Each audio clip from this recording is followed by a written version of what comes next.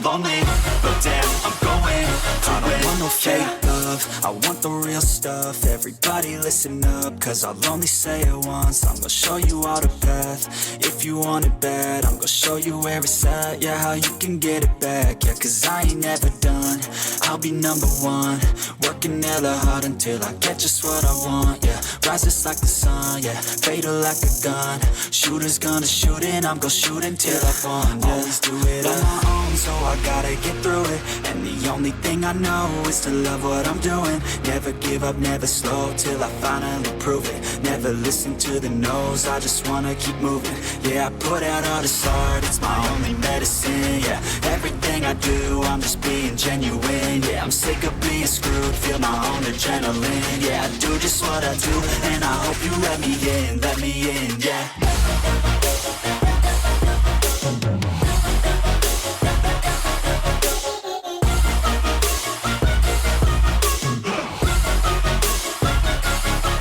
Grateful, oh yeah, able, oh yeah, I'm stable, oh yeah, no label, oh yeah, you know me, I have only a path, I'm lonely, but damn, I'm going to win, yeah.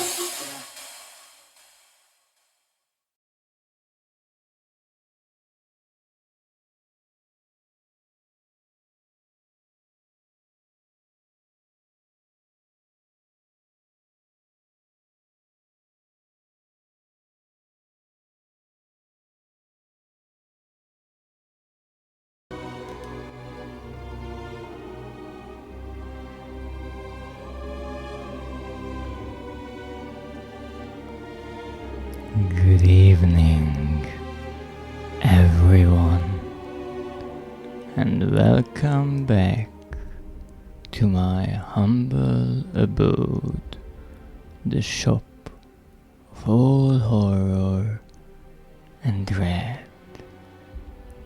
I am the Dreadist. Please take a seat and enjoy the show, because today we are playing more of Vampire the Masquerade Bloodhunt. But I think I should take a step back so I don't hide the chat. Welcome in, Zeph, and welcome in, Brick. I hope both of you are doing wonderfully. Now, let me get my controller and start up the game.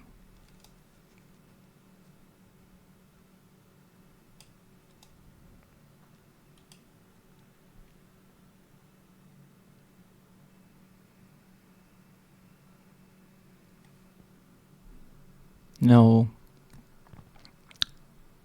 this game has a lovely trailer when you start it up, and I hope I will be able to somehow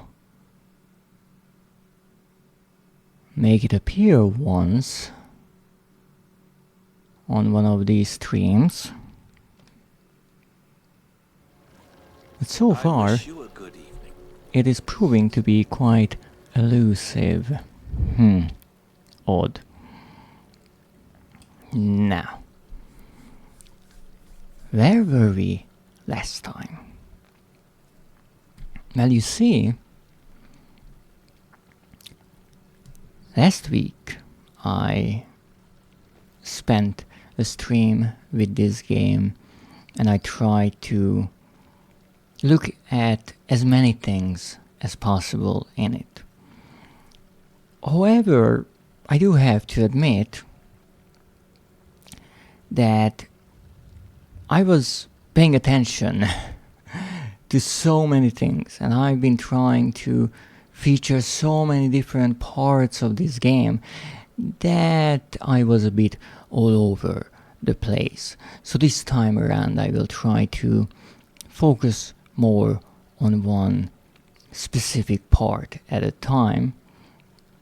And so today we are going to expand a bit on all that we have talked about on the previous stream, and also take a look at some of those aspects of this game that we haven't gotten around to yet. I was pointing out that these vampires are inefficient. Ooh, and why is that? Please do tell. Did I perhaps miss a message? I don't think so. Let me see. A daily check-in, thank you very much. Oh, and you are also the 19th time on my stream. And there's a boop. It waited. This little finger just waited for the right moment. Well, it's not really a little finger or a tiny one, it's an index finger. And it's assaulting the tip of my nose. No, was at the last vampire stream where I was, I think. Oh yes. Well, you see, once again, Vampire the Masquerade, as much as it is a wonderful world, in my opinion, it is still a fictional one. Or is it? You know, I think I could be much more menacing if I wasn't getting my nose booped, but you gotta make the most of what you have, right? And if the world gives you a boop,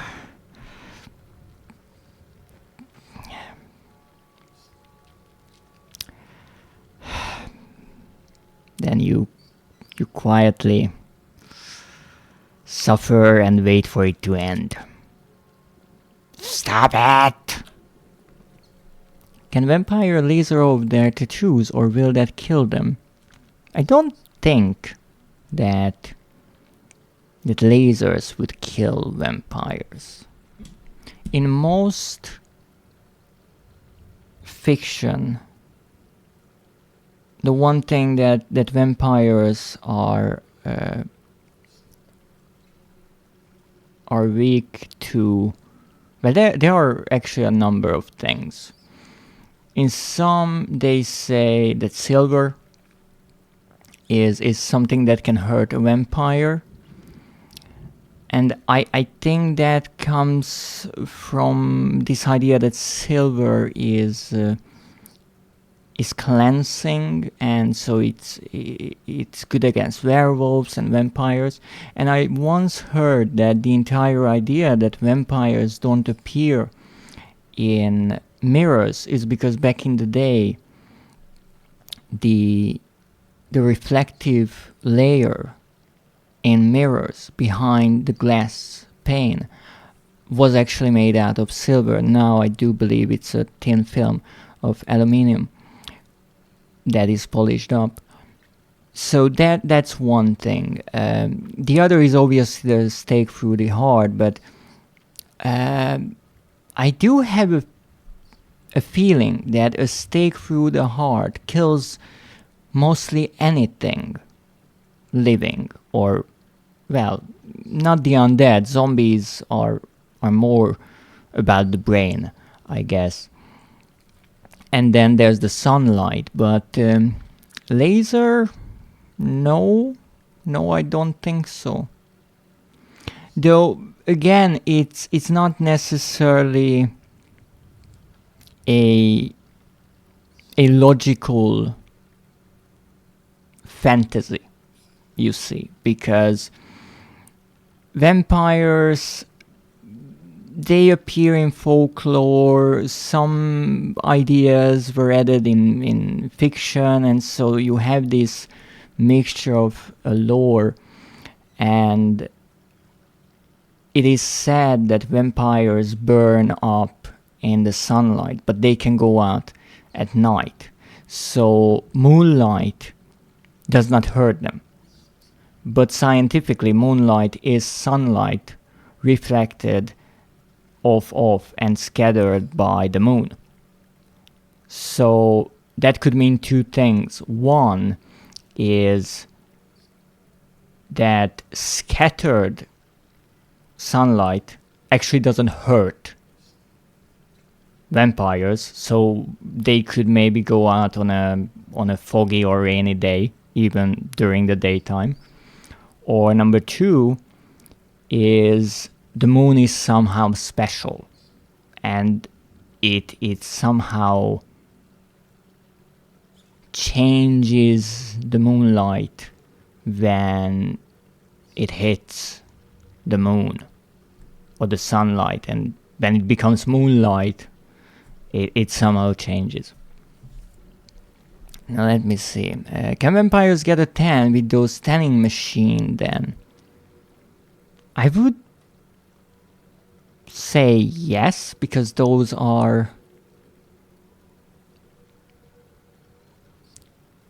machines work with man-made lights. They are synthetic. But then again, what makes the sunlight? Every light is the same to a certain degree. So if the sun hurts someone in this manner, then other types of lights might be able to as well. Though there is an allergy to sunlight, so there might be some difference. I don't exactly know. Some poisons react with silver. Ooh, really?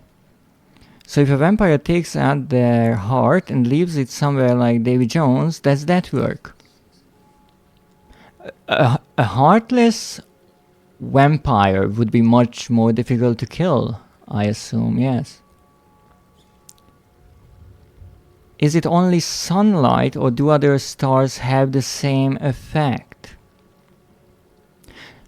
Now that is a great question, and I guess that is not brought up often, because most of the stories about vampires take place on Earth. But I would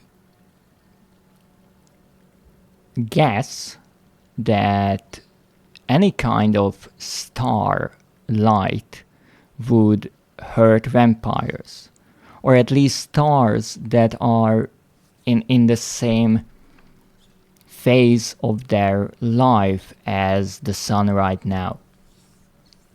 So maybe a red giant or a white dwarf, or how they are called, they produce slightly different types of light, and so those would not hurt a vampire. But you would have to look for some sci-fi vampires to answer that question. I have an allergy to sunlight. Well, then maybe you can answer what the difference is between a lamp and sunlight. Because there is something, I'm assuming, but when you simplify it a lot, it's just the wavelength that might be different with different types of light. They are still light. So I'm not sure what aspect of light hurts a vampire. Who knows? You might need to look for some vampires and ask them, and you might be able to to have your doctorate work based on the different light and their effects on vampires. I think it's the UV and how strong it is for me. I usually get allergic reactions in summer, but I even react if I don't go outside. That might be. It might be the UV radiation, but why that is interesting, if we assume that a vampire would be affected by, let's say, the same thing, not implying that you are a vampire, that would mean that they are hurt by the spectrum of light that is not even visible to people. So it's not really all of sunlight that hurts vampires, it's only a fraction of it.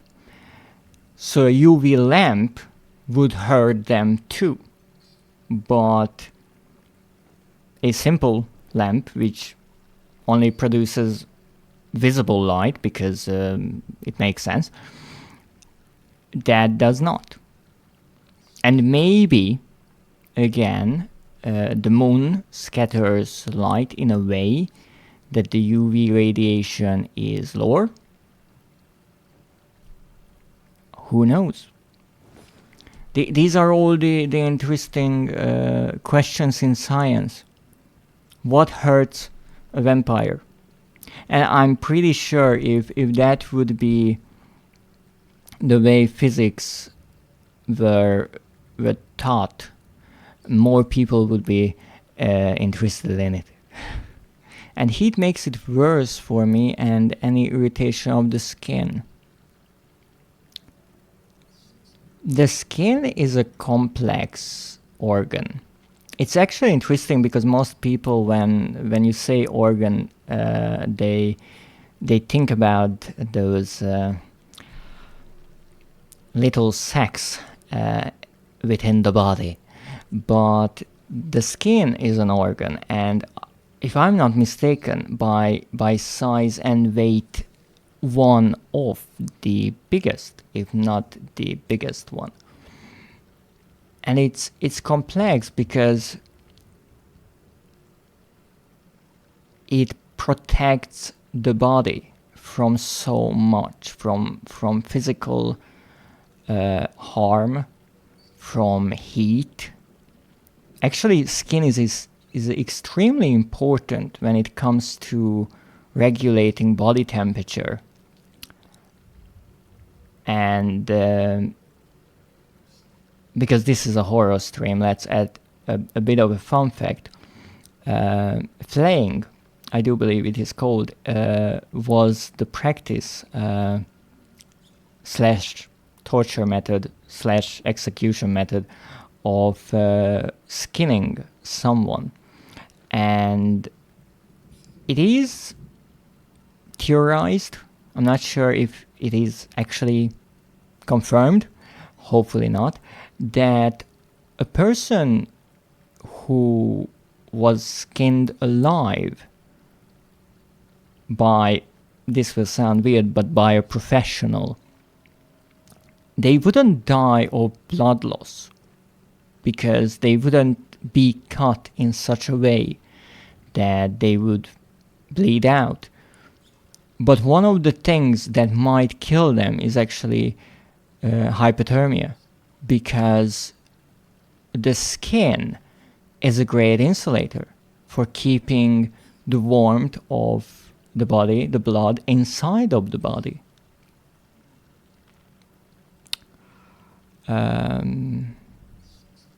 But yet, I bet my skin is better than that of most people because I actually use sunscreen and avoid strong sun. Well, you see, you take good care of your skin, and that will go a long way. Oh, welcome in, Biggs. Anyone having issues trying to log into the game? I didn't.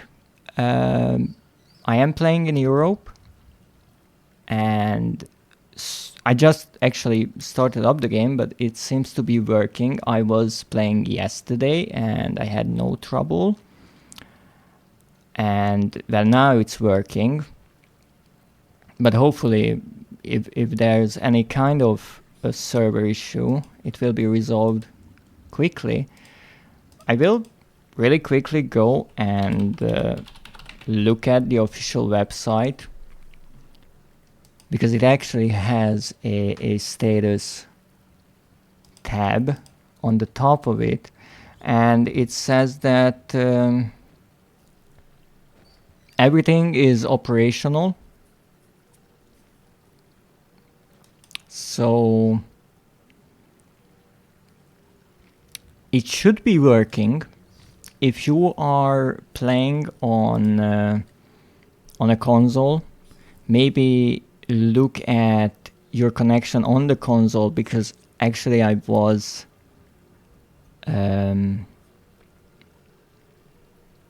having some issues the other day, but it turned out that my PlayStation 5 was having trouble connecting to my router in some way, and so I had to reconnect, and I was having some error messages popping up in this game. And my allergy is manageable, that's wonderful to hear, but avoid the strong sunlight, especially during the summer, even though I think at this point that is for really everyone. It's not only those who might have a more sensitive skin, but just overall everyone who would want to go out, especially during like the midday. Yeah, so that it was operational too. I'll take a look at my settings and tinker around with them, but I hope you can fix them quickly.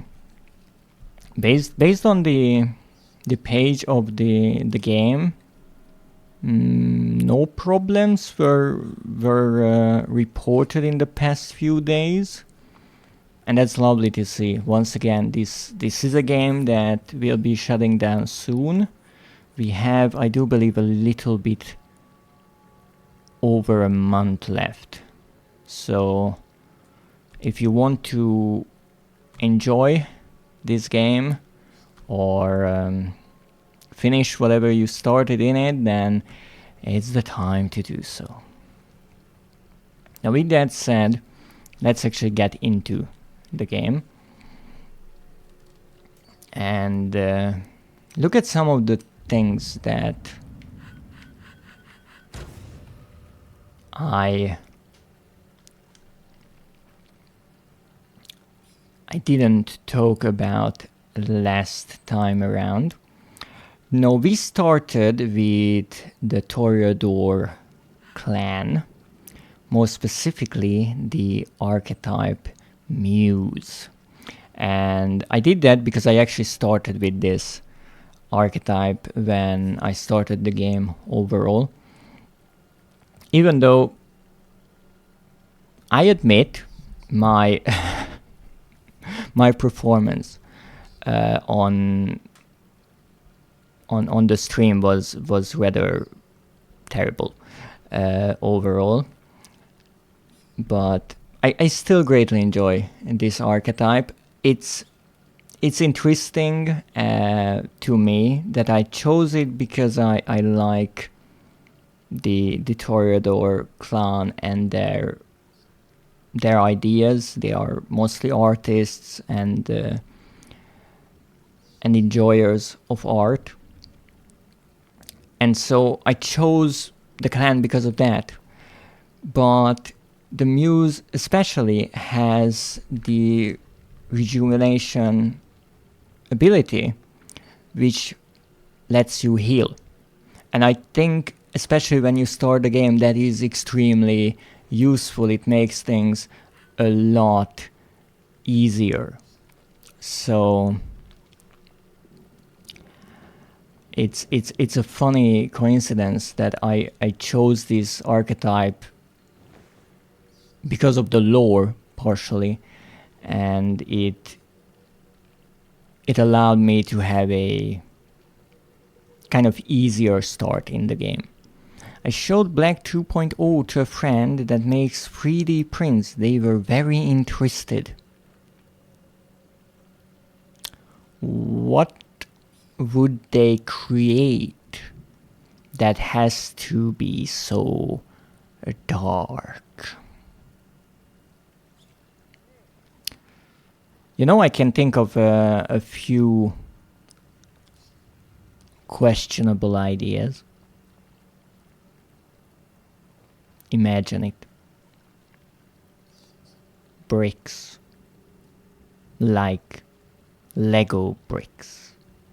But painted so dark you cannot see them in the dark. And then, when you are least expecting it, in the middle of the night, when you are walking in your apartment, barefoot, you step on them, and you don't know what happened. Truly, truly evil. I know. It's a simple idea, but let me tell you, it would be effective.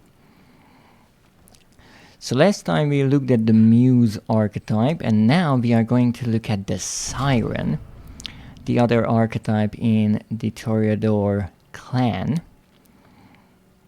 And here you can see that we have the maximum level for the archetype. We have the same clan power, of course we are in the same clan, which is the projection dash, but we have blinding beauty as the archetypal power. So we are going to use that here. And before I actually start rambling about any of the many parts of the game, let's start with a quick match. Hopefully it will be fun. Welcome in, Elior. Let's talk to the characters quickly. Not much talking, I see.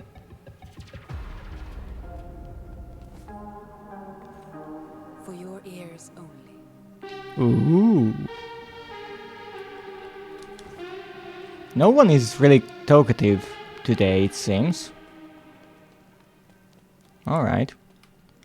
No lore tidbits for me. That's fine.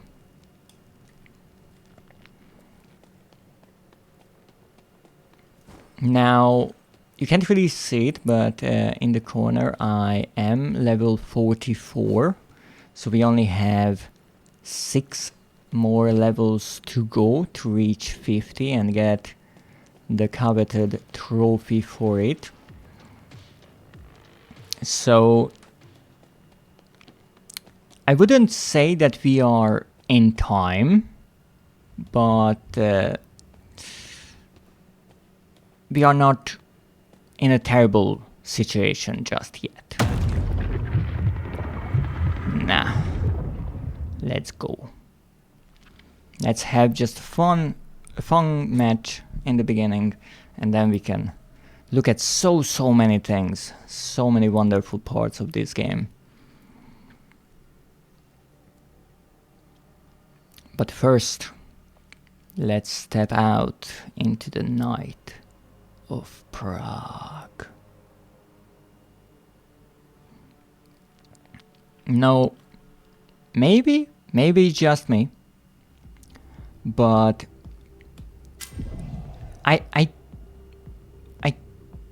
I would say these kinds of games would be good marketing for tourism. Because, I mean, you play on this map and imagine that you can go to Prague later on and visit all these places and say, oh, there's the spot where the prince of the vampires was killed. I mean, you would get a few strange looks, but I think it's a great way to get people interested in a certain location. Now, one really amazing thing with this map is just how many tiny details there are, because most of the time during the game you are running around on open streets, on the rooftops. But if you actually start looking around in the alleyways and all the archways and such, you will find places like this and maybe notice a few hidden bits like this place, which is one of my favorite little hidden areas. You can see that someone had a meal here and a little desk where they did some questionable research. But unfortunately we can't stay here for long. The red gas is spreading. Ooh. Armor, great. I can hear someone and I'm not delighted about that.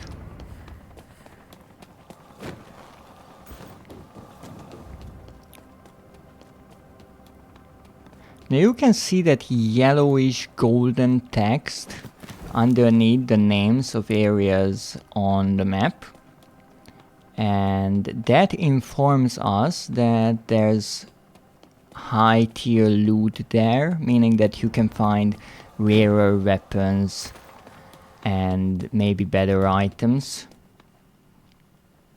And because of a random modifier in this match, we have that effect everywhere on all of the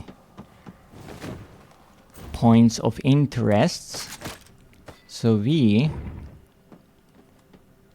will probably find many rare weapons and also fight plenty of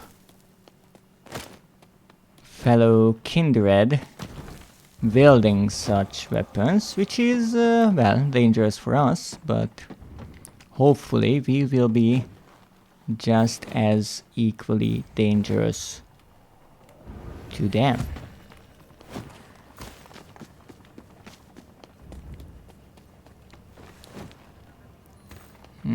What's here? Oh, someone has been here, because only a weapon remained there and no ammo. Bite them in the ankles. But this is a game about vampires, and indeed we can bite. Unfortunately, I don't think we can bite anyone in the ankles. We are slightly taller than that.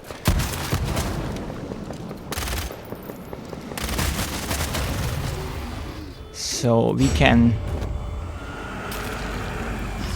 perform diablerie like this, but this is more about breaking their necks, I think.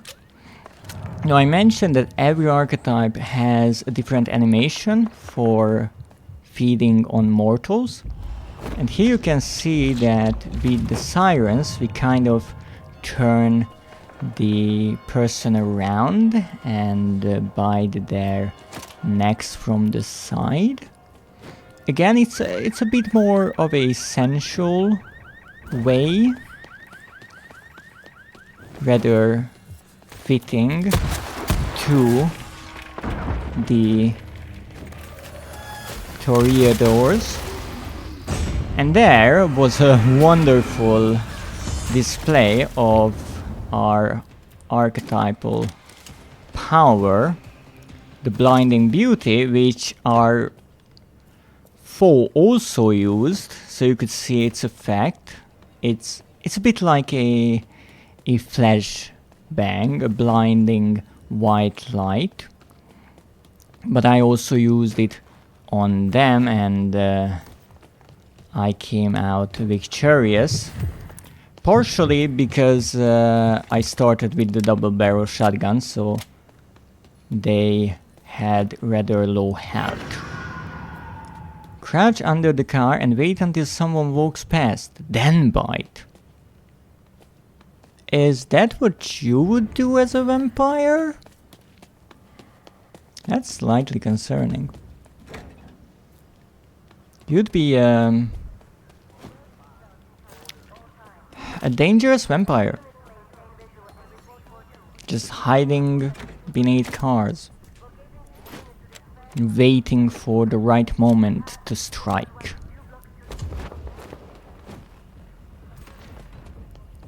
Ooh. Divine Disco. Oops.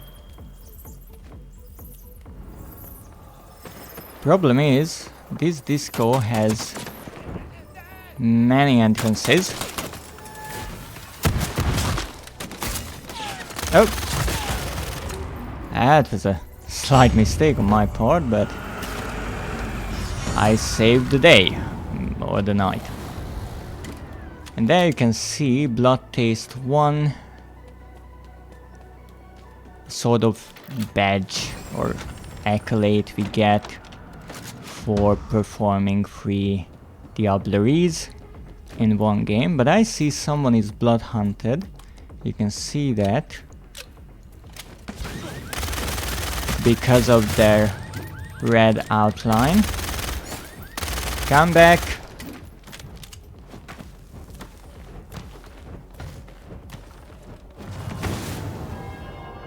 Missed me.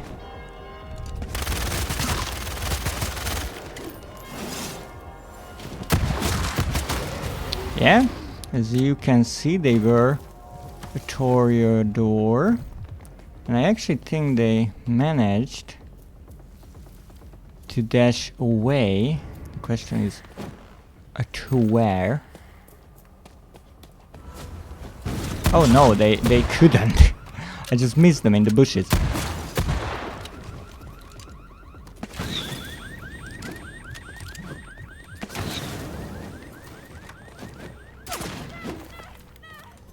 Uh-oh. There you go. Come back. Come back, I have a crowbar. I'm gonna use my crowbar.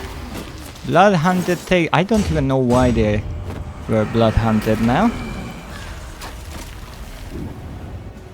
But we got that. Of course, only as a vampire. Of course. Why am I being a bit skeptical about that? You scared the car. Indeed you can. Oop. Ouch. You can indeed scare the cars by shooting them.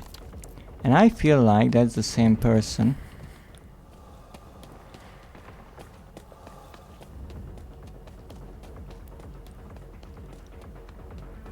But I wanted to check out the disco.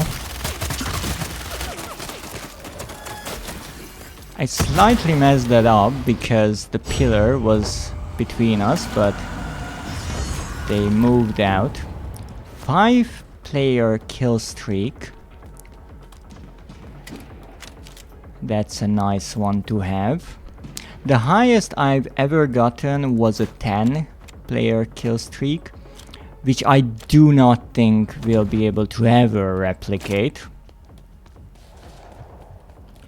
But now you can see what a regular game to me looks like.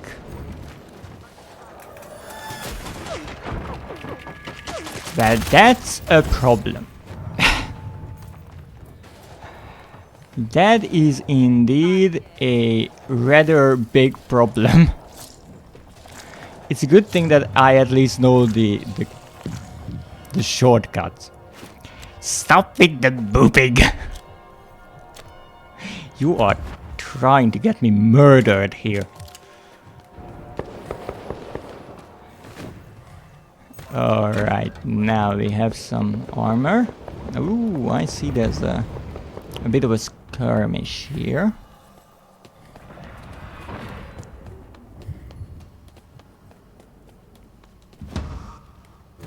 I would like to find some more armor, lovely, and perhaps a few mortals to feast upon.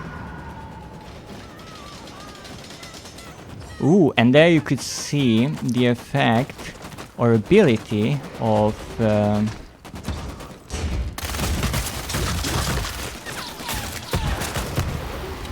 of the katana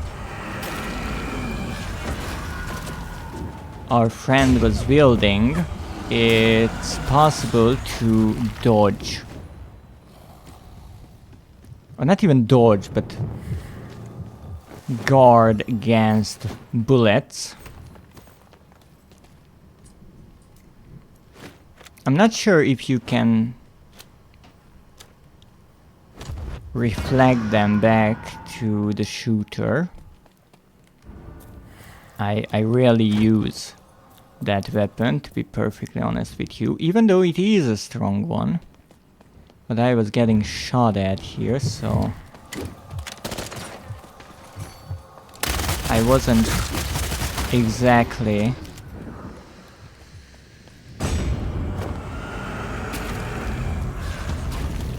super interested in picking it up. I will pick this up, and you can see that I'm in the fog, but I'm not getting hurt, and that is because I used the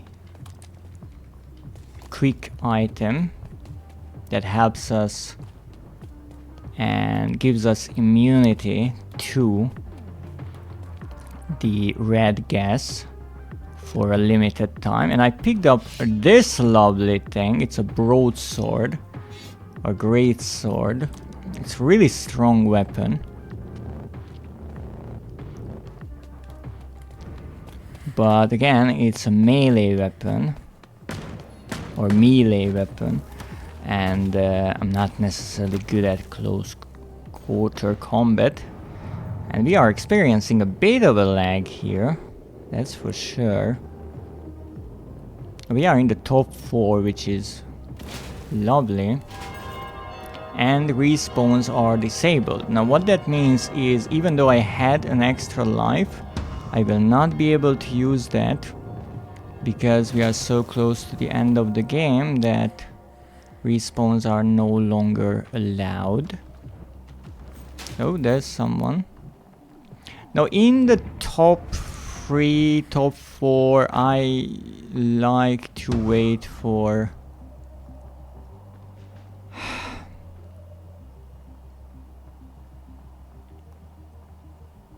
people to find each other and attack each other and give me a good moment to attack the last player, but the third player just kind of died. Don't know how.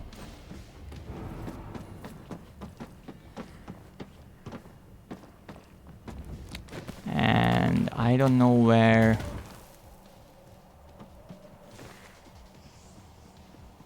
our enemy is. And this is really dangerous, because they can appear from wherever, so we have to listen carefully.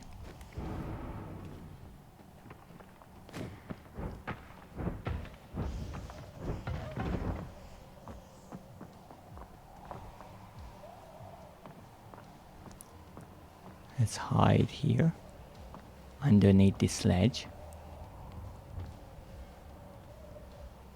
I need 8 more points. Oh, that doesn't sound good. Let's get our weapon out.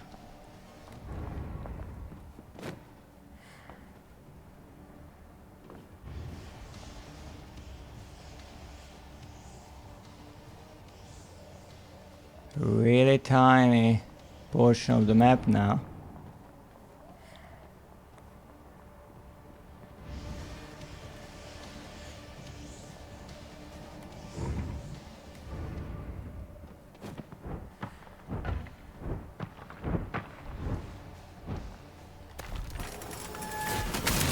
They're going around. Oh, they are immune.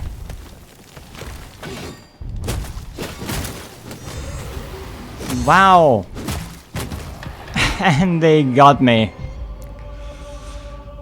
Well, partially because I couldn't see the screen, but that was indeed an 18+. moment. They were really smart activating their ability of being immune to damage right after I blinded them, so it was a good equalizer for them.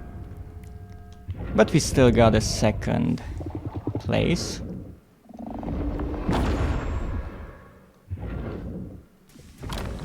And we finished 3 daily challenges, so with this, let's take a look at some of the intricate details of this lovely game.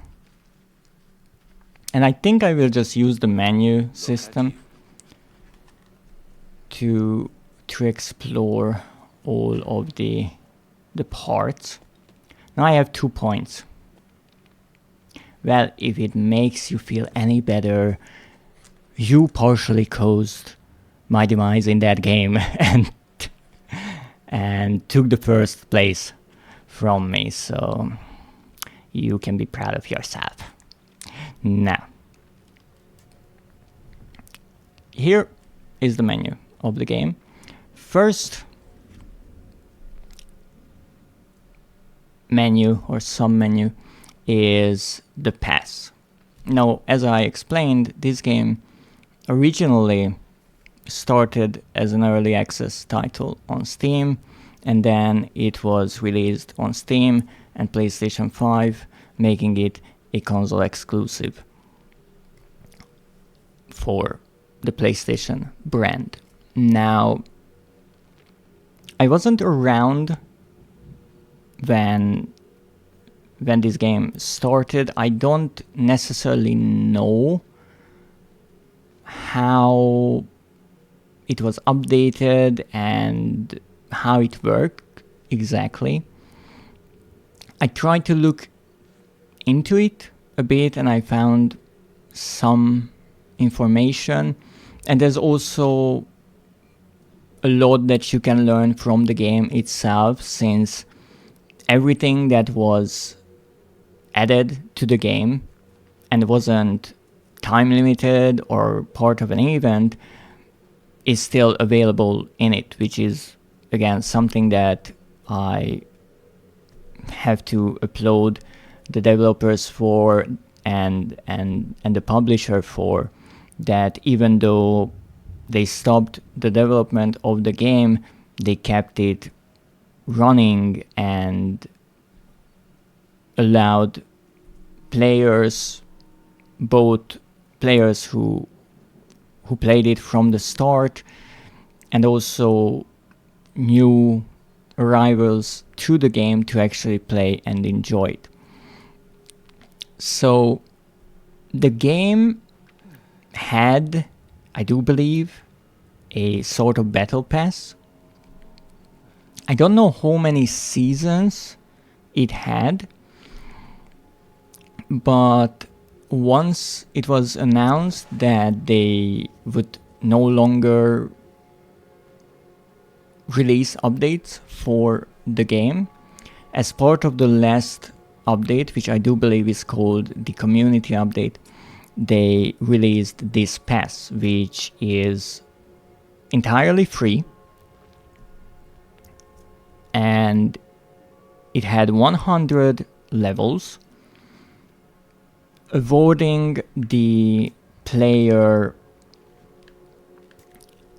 a number of different cosmetics for each level, and also giving some tokens, which is the premium currency of the game. So actually, let's start from the first level, so you can take a look at all the items they added. Now, I do believe this pass was put together from all the cosmetics that the developers worked on for future updates, or maybe to add to the shop. But since the development was shut down, they used all those finished assets and maybe finished some work in progress items and put them in this pass. So here we have a legendary outfit. Now underneath you can actually see the limitation, usable only on feminine body types. So some outfits you can only use on female characters, on male characters, or only with certain clans. Next we have another legendary outfit. This is for masculine body types only, and actually this is literally the outfit I am using with the Siren archetype. So you got these two outfits on level 1, and then I'm not sure if I can zoom in, I don't think so. We have a piercing, a makeup, a player banner. Now many multiplayer games have player banners and avatars and borders and the titles and all these kind of things that you can unlock. It's an interesting idea. I always kind of preferred cosmetics that you can see during the game as opposed to on a leaderboard or in a lobby, but it's a nice way to kind of customize how you are perceived. Then we have an emote.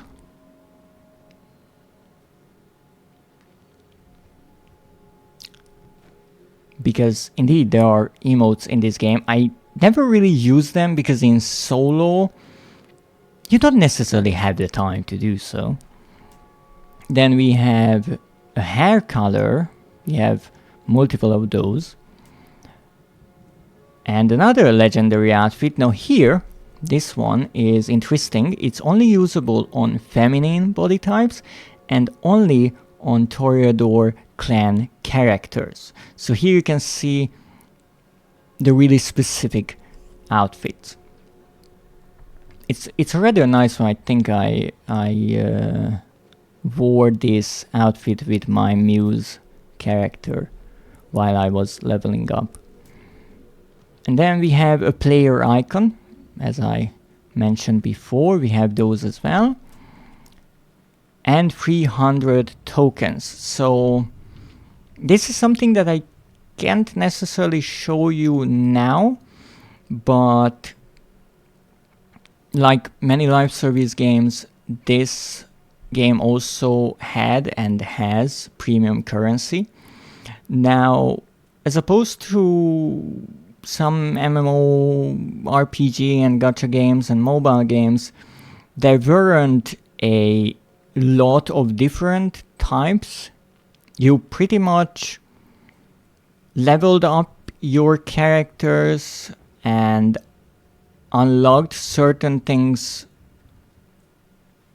like that, so you were only collecting experience points, or you completed missions and challenges to unlock something, or you could buy from the shop a number of different items with tokens. So in a way this is the only premium currency and really only currency in the game overall.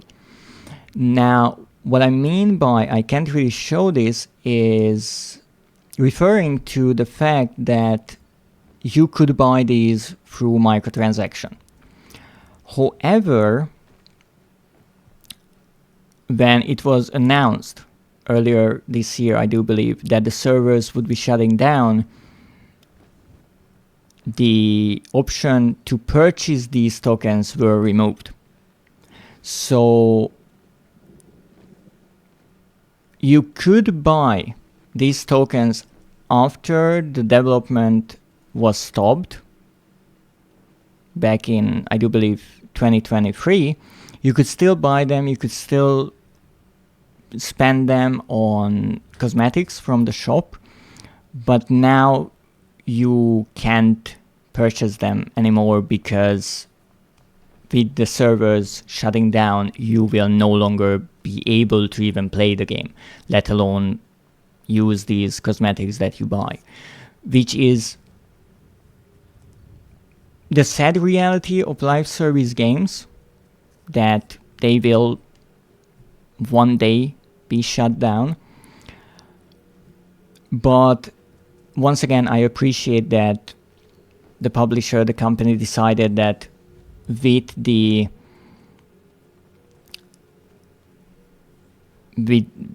announcement that they are shutting down the servers, they removed the microtransaction option, both as a way to, I guess, stop players from accidentally buying the tokens. And by accidentally, I mean those who might not have heard that the servers are shutting down, and also, I guess, as a way to show that this is the end of the game. I have a strong dislike towards in-game purchases. I can understand that. I mostly agree with it. I don't like the idea of microtransactions. I'm rather old school. I always said that I much prefer full game releases, DLCs, the old school season passes, not battle passes. That's a different thing. Because there I am presented with an offer. I know exactly what I'm buying. I know exactly how much it costs, and I can decide. And interestingly, back in the day, if you had a DLC with just cosmetics, which I would say was rather rare, they were much cheaper than microtransactions these days.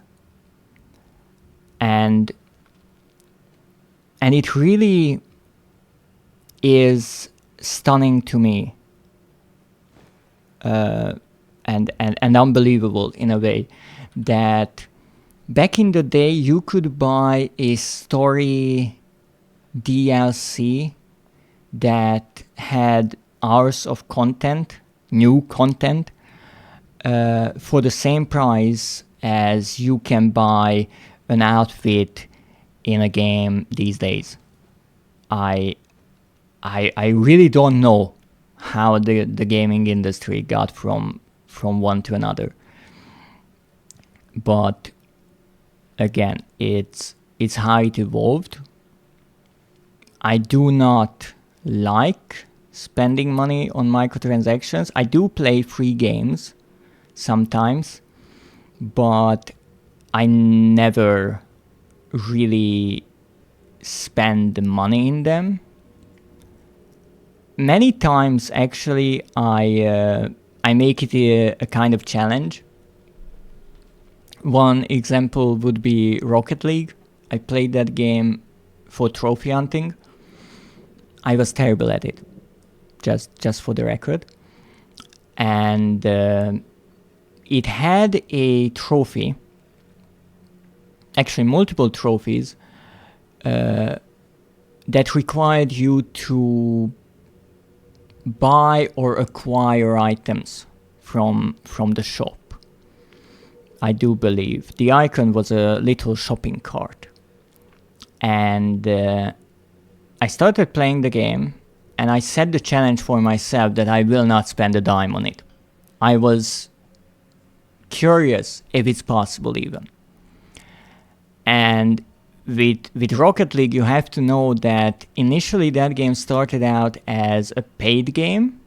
It was a normal released game that you pay for, you get it, and you got access to a lot of items in the game. And later on, it became a free-to-play game.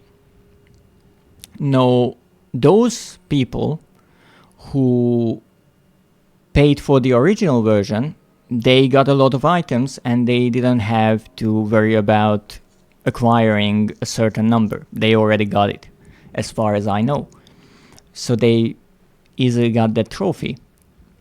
Me, on the other hand, I was playing after the game became free to play. Welcome in, viewers. I hope you are having a wonderful time. I'm just reminiscing about my trophy hunt in Rocket League.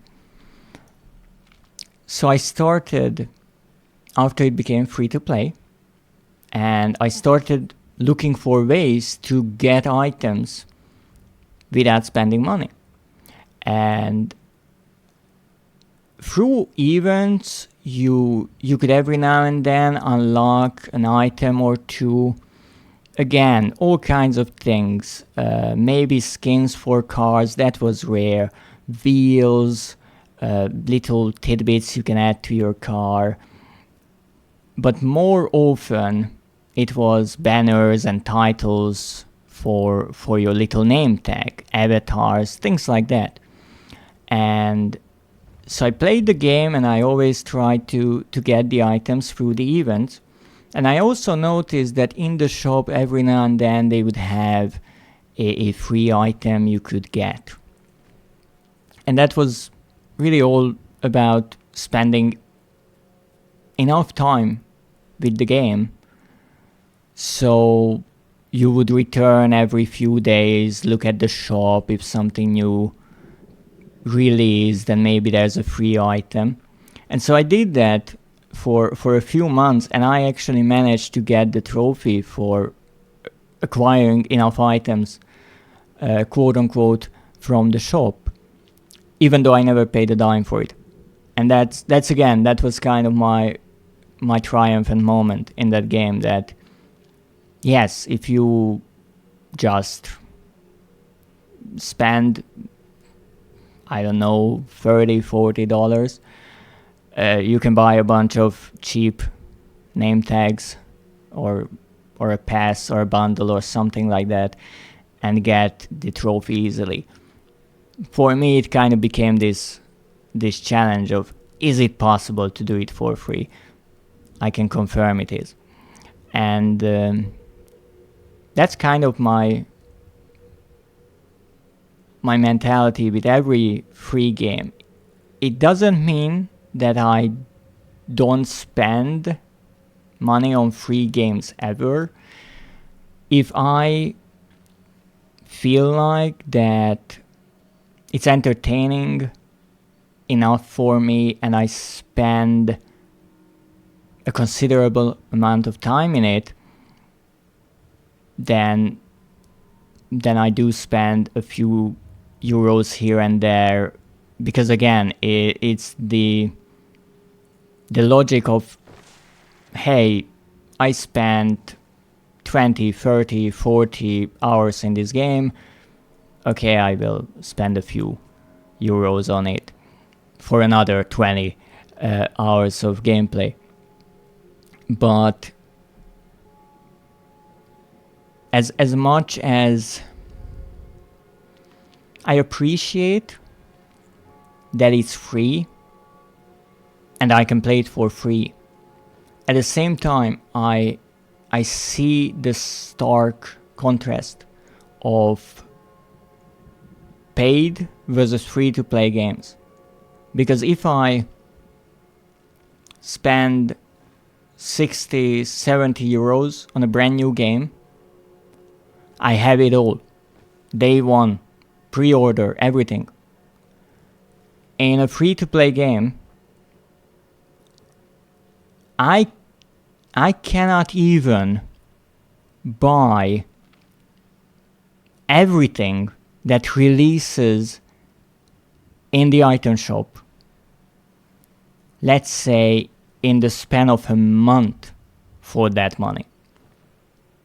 it's unbelievable how much things in free-to-play games cost. And maybe it's the wrong way to look at it, but when I see that an outfit costs as much as a story DLC for Resident Evil, well, I'm going with Resident Evil. And that's the same with mobile games. I cannot get into mobile games because I just see the prices and I'm like, no, thank you, not for me. Oh, welcome in, Juggalol, I think. I'm not sure. I'm sorry if I butchered your name.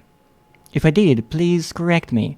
If I didn't, well, that's a small miracle.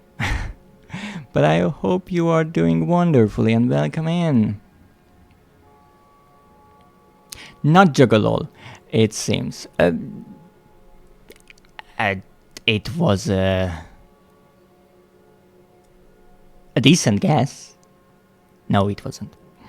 I'm so bad at names. Jug or Juggy is fine. You tried your best, everyone gets it wrong. Well, that makes me slightly better, but again, I'm terrible with names. If someone explains to me how to pronounce their name, I'm more than happy to try my best.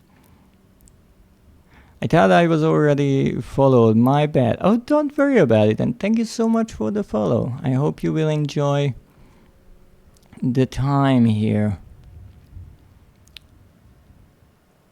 Now let me quickly check. I saw Zap say something. Sims Porno has in-game purchases. I like Sims, but I hate EA. Oh, I can more than understand the hate towards EA.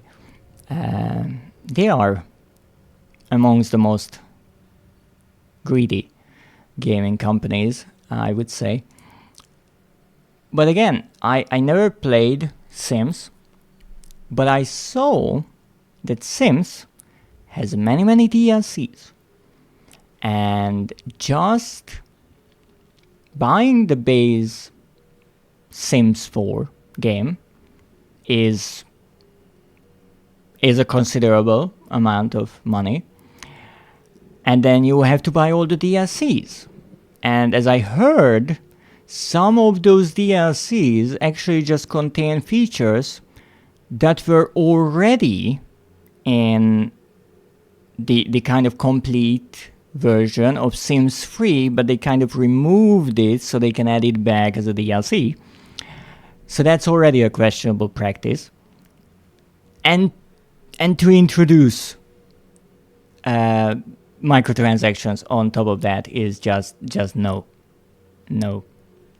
I always say that for a game, either be a fully paid game with DLCs or be a free game with microtransactions. I am not paying for microtransactions in a game that I had to pay full price to even play. That's kind of my limit of corporate greed. And in some games, I'm honestly surprised when I hear that they have microtransactions when the game is 60, 70, 80 euros to begin with. And I'm like, what? You want more? No, you're not getting it from me. The DLC quality sucks, by the way. Oh, that's great to hear. Most a copy-paste from Sims 3, but less good.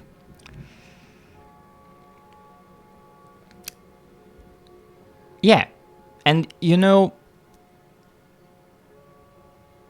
why that is concerning, and I think it should be concerning for EA to hear, is because you are actually one of the people who plays Sims 4. And even you believe that the DLC quality is bad. I have some DLCs, bought them at sale, but didn't buy any in years. Also, thank you for the hydrate.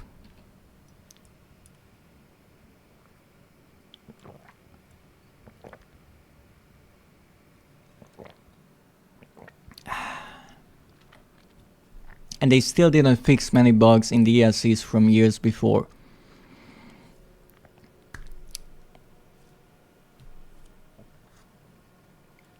I would say that I'm surprised, but the fact is I'm not.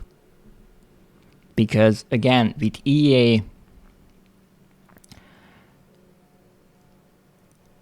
I played some EA games, but the thing is, a trend that I noticed is EA is really quick to get on the new terrible ideas. They are really happy to introduce microtransactions and all those ideas and these card pack system in their football games and all those, and I deeply dislike all that. I mod my game. Modders make better stuff and for free. Yes. However, that's again a problem in a way. And I'm not saying that modders are part of the problem. What I'm saying is the industry kind of takes advantage of modders, because with Bethesda, for example, their engine is extremely outdated. And it seems that instead of acknowledging that they should pretty much rebuild their engine finally after so many years, they are just relying on modders to fix the mess that they are releasing every update or so. And I'm not necessarily a big fan of that. Now let's move on, because we will be in this pass forever. So here we have Golden Sand, which is an eye color, because indeed we have eye colors in this game.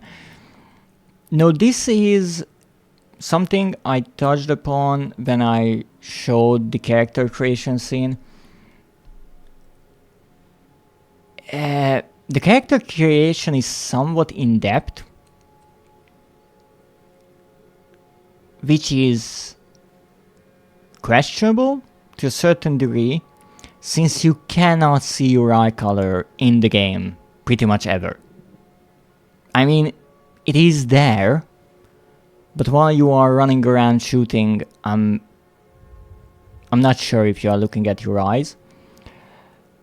Obviously you can see it, it's visually there, even though it's a tiny detail. But that makes me think that the developers wanted to give the players the ability to refine their characters, like in an RPG. Much like in the tabletop RPG that Vampire the Masquerade is. Now obviously they also took this opportunity and created the many items that you can use to customize your character and turn them into items you can purchase. There isn't enough competition to Sims. I still wait for Paralife. But that's a game I never heard about. But then again, I never played Sims either.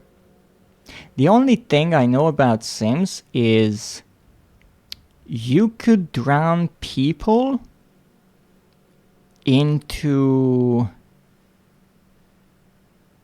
what they are called.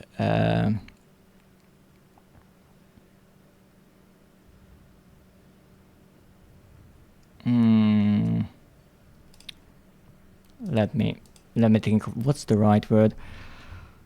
You can lock them in a basement too. Okay, that's an alternative, but I remember, yes, the pool, thank you. You can drown them in pools by letting them enter and then removing the ladder. I heard that before, but when I hear those kind of things, I start thinking that Sims is not really this simulation game where people are just creating their dream towns or whatever, but just a torture simulator. You can burn them, freeze them to death too. Lovely. Just lovely. I have a feeling that Sims would be such an interesting game to base scientific research on. Like, imagine if there was this system where players' actions could be gathered, much like how in like Resident Evil games you have RENet that tracks how many zombies are killed, and in Sims there would be statistics about how many players murdered their Sims, how many Sims were starved to death in a basement, and you would have really interesting statistics. I got realism mods. That's already a bad start. Where are we going with this? My Sims now have health and mental issues. Great, so they are going to go crazy because of you. Not that different from Rim World. Now here we have the ritual remains. This is a mask. Many masks are also in the game. Then a hair color, another player banner. And then we have an outfit. This is only for masculine body types and only usable on Bruja clan characters, a clan we will get to later. Ooh, Agony. Questionable game. That was a player icon. Here we have Lethal Dose, a mask. Another player banner, more tokens. Ooh, Firetorn, hair color, a nice crimson red. Then we have red eyes, and I want to say a kind of light purplish eyes. And then we have another outfit. Ooh, this is rather interesting. Alluring Assassin on a masculine body types used by Toreador clan characters. Rough Raider, an eye patch. And then we have tattoos. Now, to me, these always look like more like body paintings, but they are categorized under the tattoo category. Blind Death, a player icon. Goth Era, an outfit for male body types. Then a bluish hair color, more tokens. Nefarious, another masculine body type outfit. Neon Carnage. White eyes. A rather interesting pair of glasses. Ignition, a hair color. A piercing, and here is the part where I go back to the idea of the really tiny details. This is an earring slash piercing, but depending on what hairstyle you use with the character, you might not even be able to see it. And they can have credit card debt. You know, there is a Sims 4 modder out there who one day thought, what if Sims could have credit card debt? And this person said, I will make that a reality. Not sure what drove them. It kind of sounds like they were thinking, well, if I have to suffer with credit card debt, my Sims will have to. And I have a drug mod. There are several financial realism mods. Okay. It's a rather interesting community, I have to say. Again, I never played Sims, but it seems like people with wildly different interests are playing it. Another mask.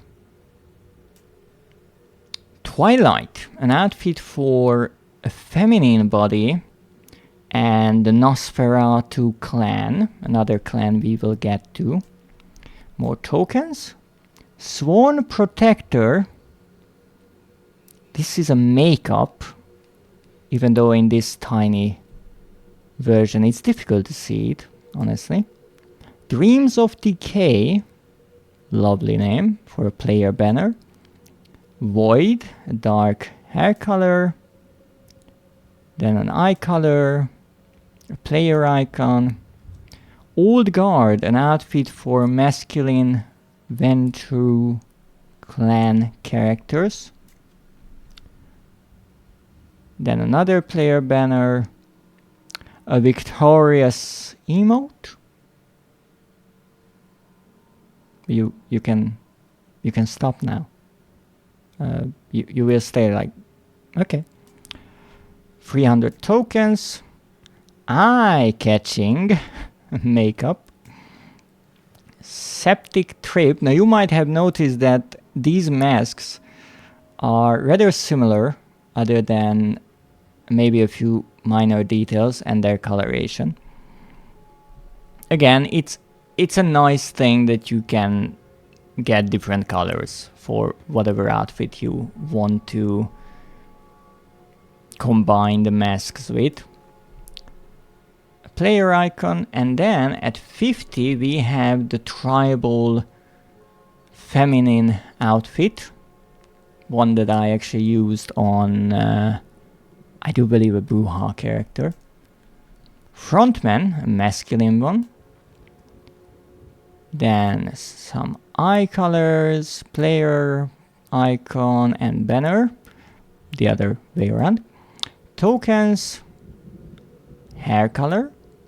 Plum Knight, a masculine Ventrue clan character outfit. First raid, a mask. Then player banner, icon. Torny, an eye bear, which is rather unique. Eye colors. Tech, an outfit for Nosferatu, more specifically a male character. More tokens. Hair color, player banner, piercings again as sort of earrings. A player icon, a mask, the ceremonial soldier mask. Timeless, rather simple outfit. Then some tattoos. This is, oh, pink color for the eyes. 300 tokens, Deep Sea. Snake Joe, I did use this for a while. It's a player icon. Obscene, an outfit for feminine bodies. Orchid Queen, feminine Toreador clan outfit. Sorcerer. Now this is interesting because it's a mask, but you can only use it on feminine body types. Then a player banner and an emote.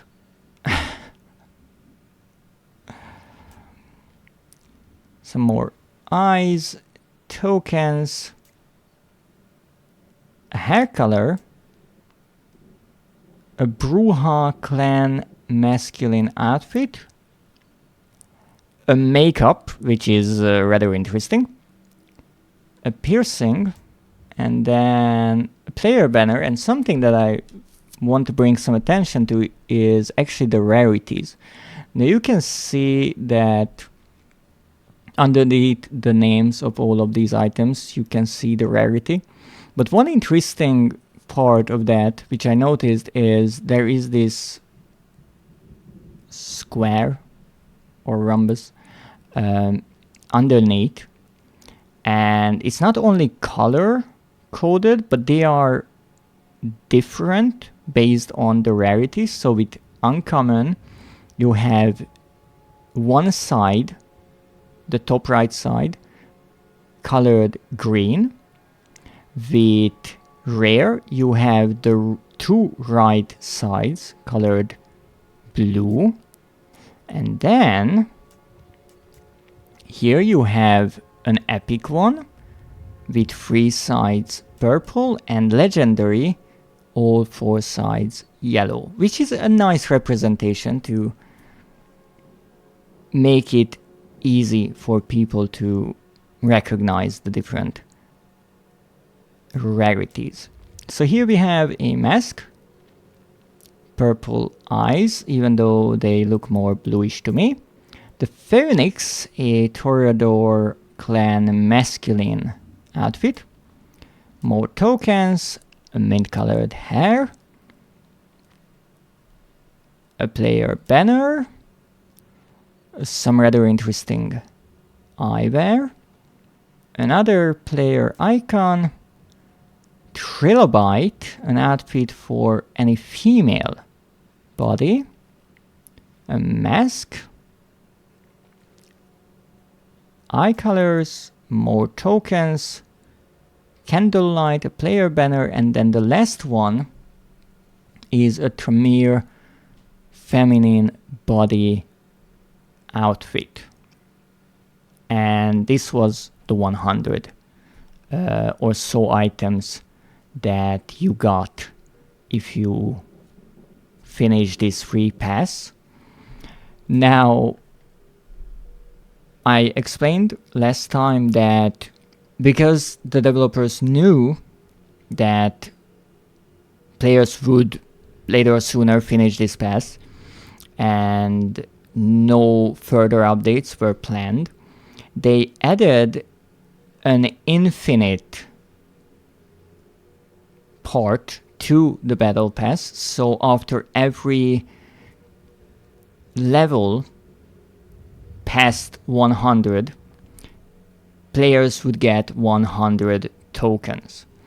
Now I'm actually at 113, I do believe.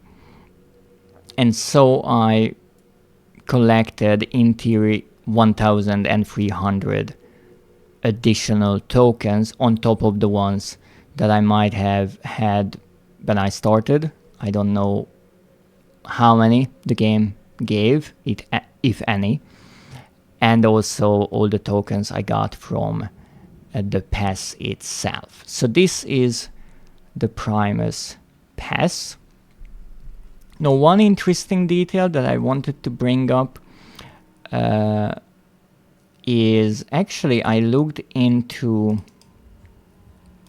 the release of the game a bit, and I found not much, but I found this promotional image. And this was the pre-order Founders Ultimate Edition promotion. This was on PlayStation 5.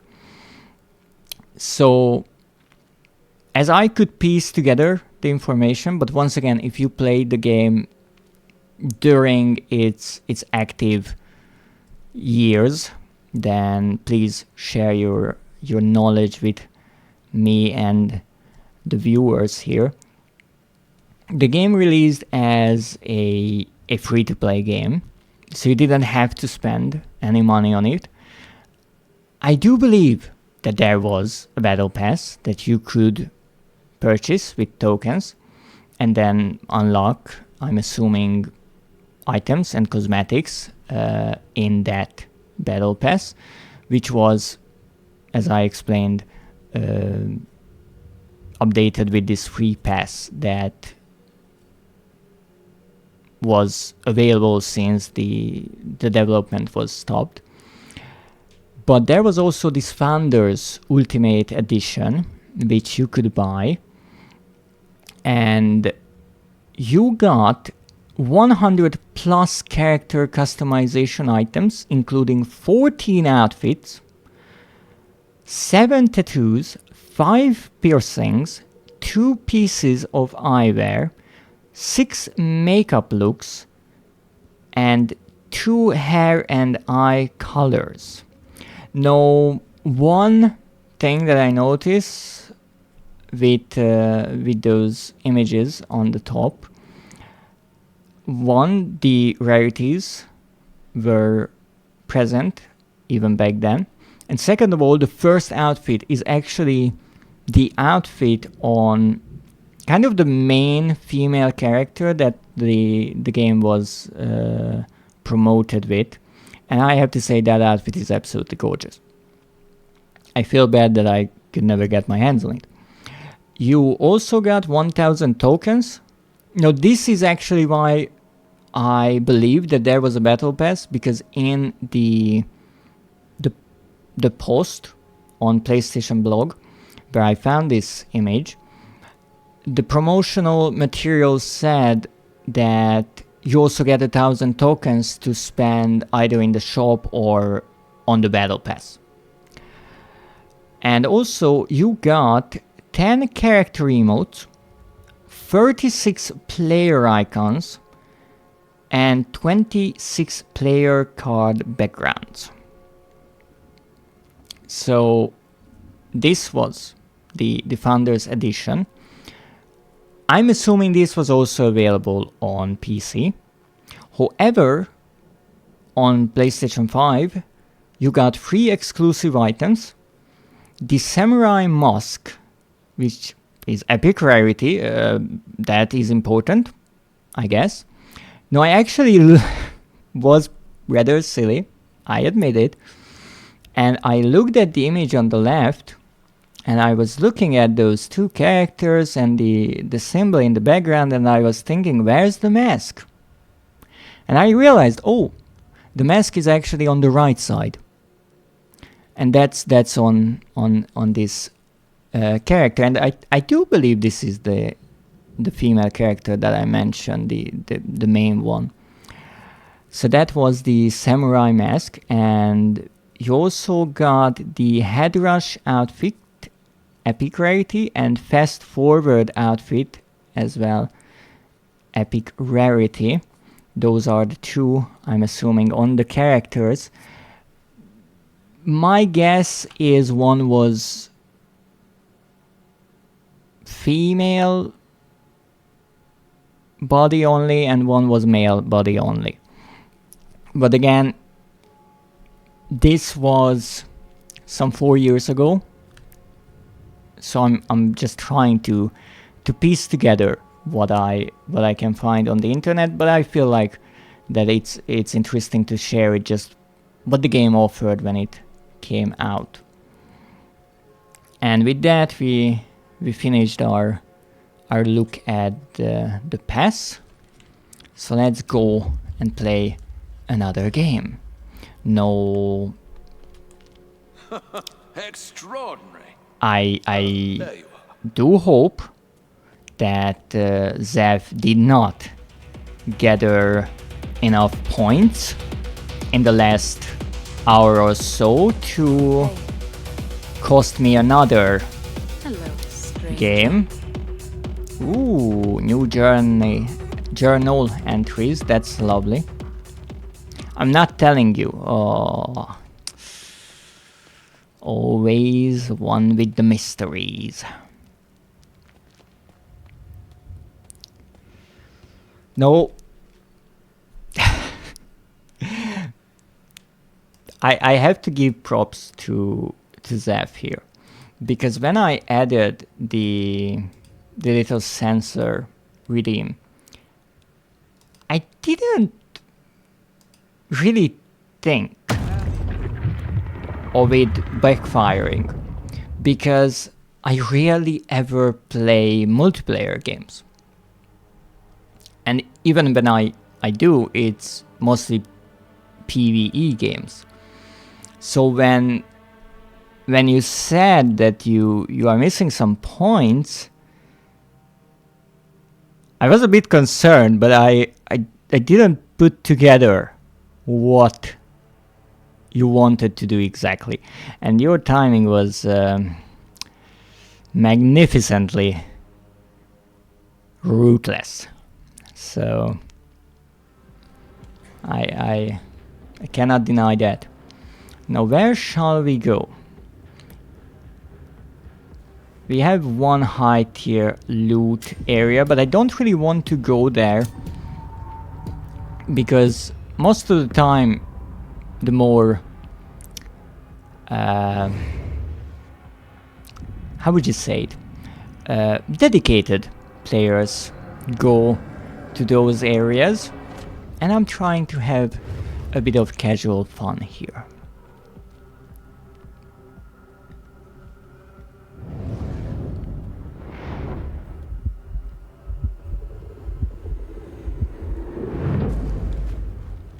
Now, first of all, we need some guns.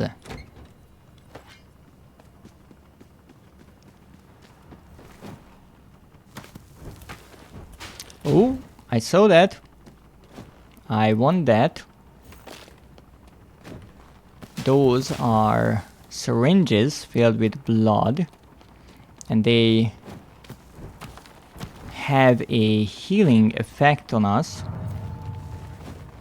which is rather useful, especially in the heat of a fight, because the two ways you can heal with every clan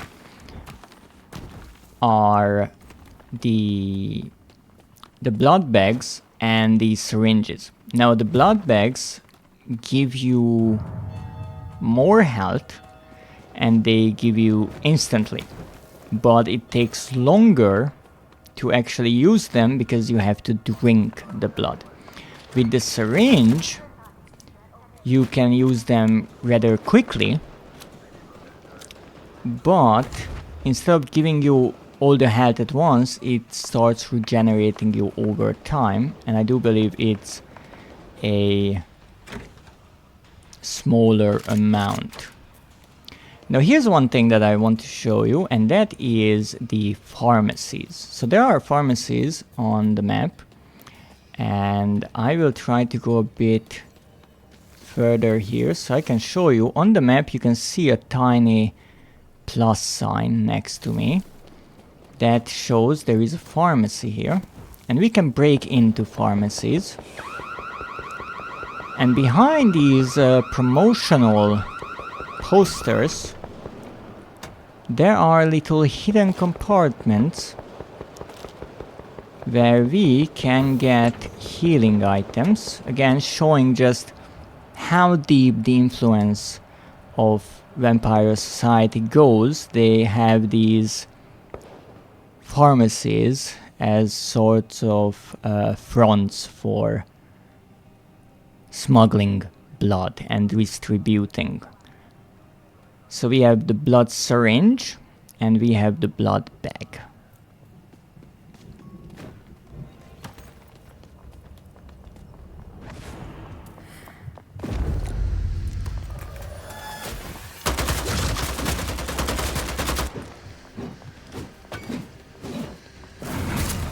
Ah! That hurt! That it didn't really hurt. Their ability is something that I never used. It allows you to dash through people in a way and stop them from using their clan and archetype ability for a short while. Now, let's go and see what else we can put. Ooh, a katana. Maybe I can use that if I can figure out how to. No, that's my clan ability, but I can show that as well. That's the dash. Rather useful thing. And that's not it as well. Oh, that's it. We found the right button. Let's try to get into a fight and show just how that works. Or die trying. Ow! Ow, ow, ow, ow, ow, ow, ow. Okay, that's a problem. This is an enemy that actually can aim.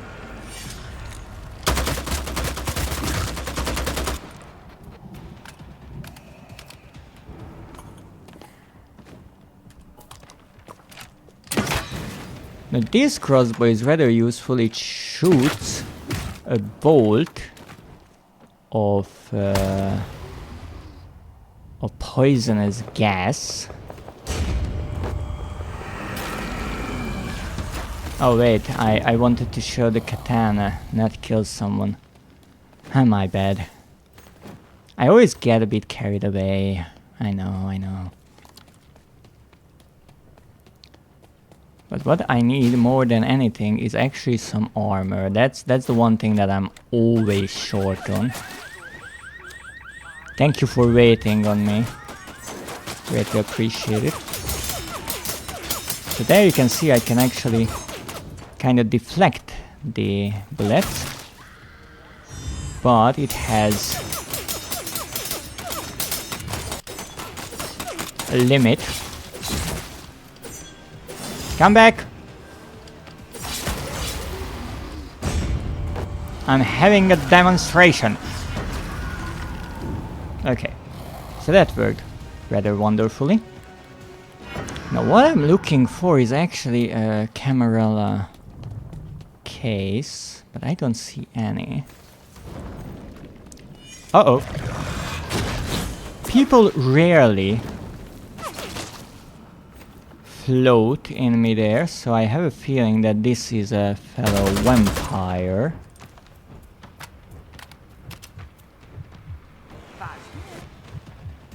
Actually, give me a sip. Now, if you are in a fight, you can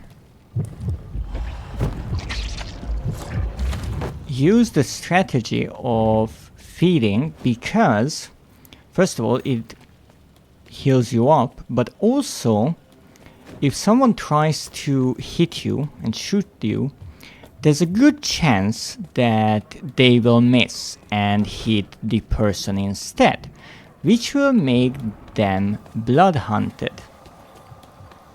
So not only other players will possibly try to kill your enemy, but also you will be able to see their outline. Now what do we have here? Ooh, silenced SMG. Not like I try to be sneaky, but why not?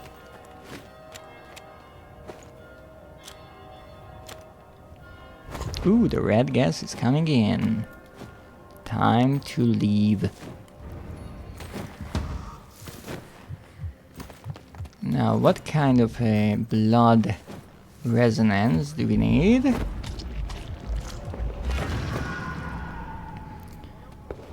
Some melancholic, that's good. Extra life, we don't need extra life. More extra life. And more extra life? Holy moly. Nothing here. What do you have? Extra life. That's unbelievable. Of course, when I need an extra life, I do not find any potent blood. But when I don't need, they are everywhere. Oh! Hello there.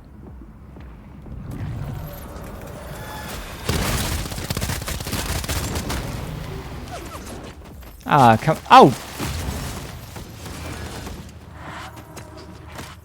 Leave me alone. That sounds like a whole lot of trouble. Sniper? Not really in need of that. Let's go into the corner and drink some blood. So now you could have seen the difference between the two weapons. And while the opposition destroys each other on the first floor, we can try to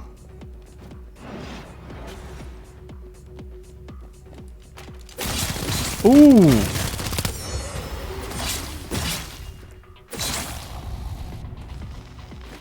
Well, not die, that didn't work out. Exactly. Now, we need an extra life. Will I be able to find an extra life? Absolutely no. No, you don't have potent blood. I just passed 4 people with potent blood before. Now, no one has it. Oh, there's someone. Don't mind me. Just sliding in. And there we go. So potent blood gives you an extra life, but it maxes out at 1. That's why we have the 1 out of 1 with the heart symbol up in the top right corner.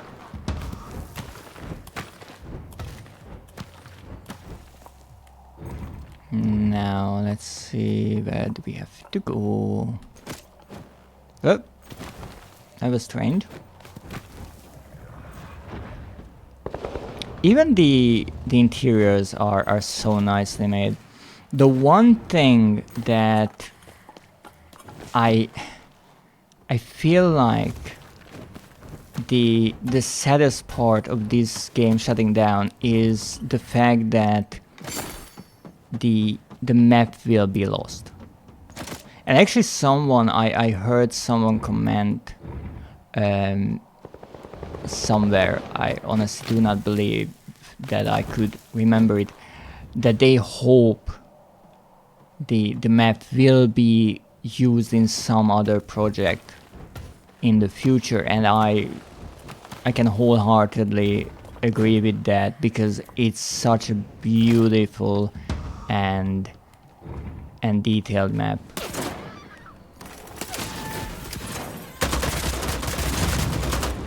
Oh, that was a brouhaha. They have their big jump. Oop. I don't know who that was, however.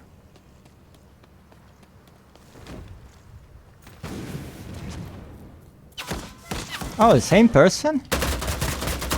They are really interested in me. Now, I'm rather good with just face-to-face fights, but in this game,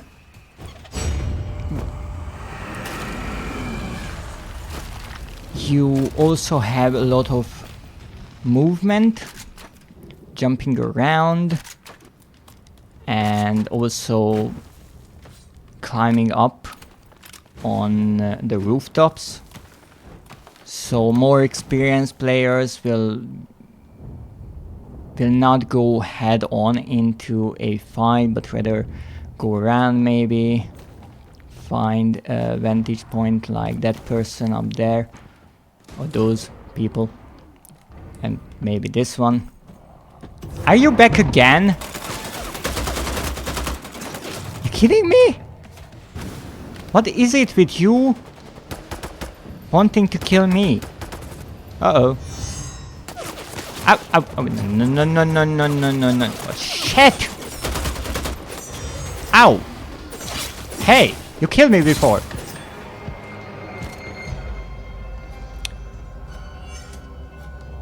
I was down when the respawns got disabled. It was literally a question of seconds.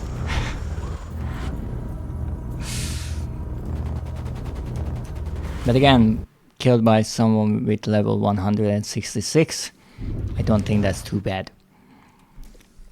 Welcome in the Mind Slug, Vampire, the Dreadinade, Bloodhunt. I do like that. Everything is better with Dread, but I might be biased. This was a rather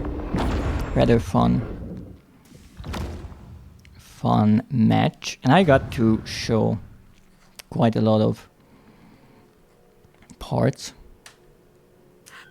So you stream in Mako's Discord. Oh, that's lovely.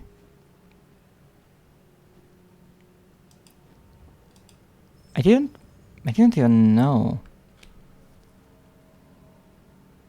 that I got a mention there. I will have to check their Discord. Thank you so much for bringing it to my attention.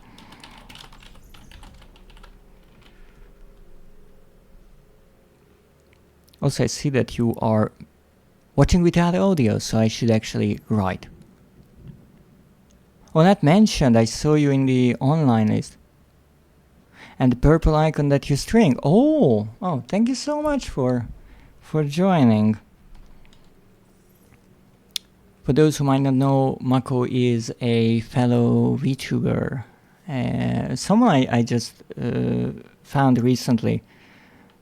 I think he was playing Resident Evil Survivor, and well, no surprise, I wanted to check it out, and so I'm looking forward to seeing him play more horror games.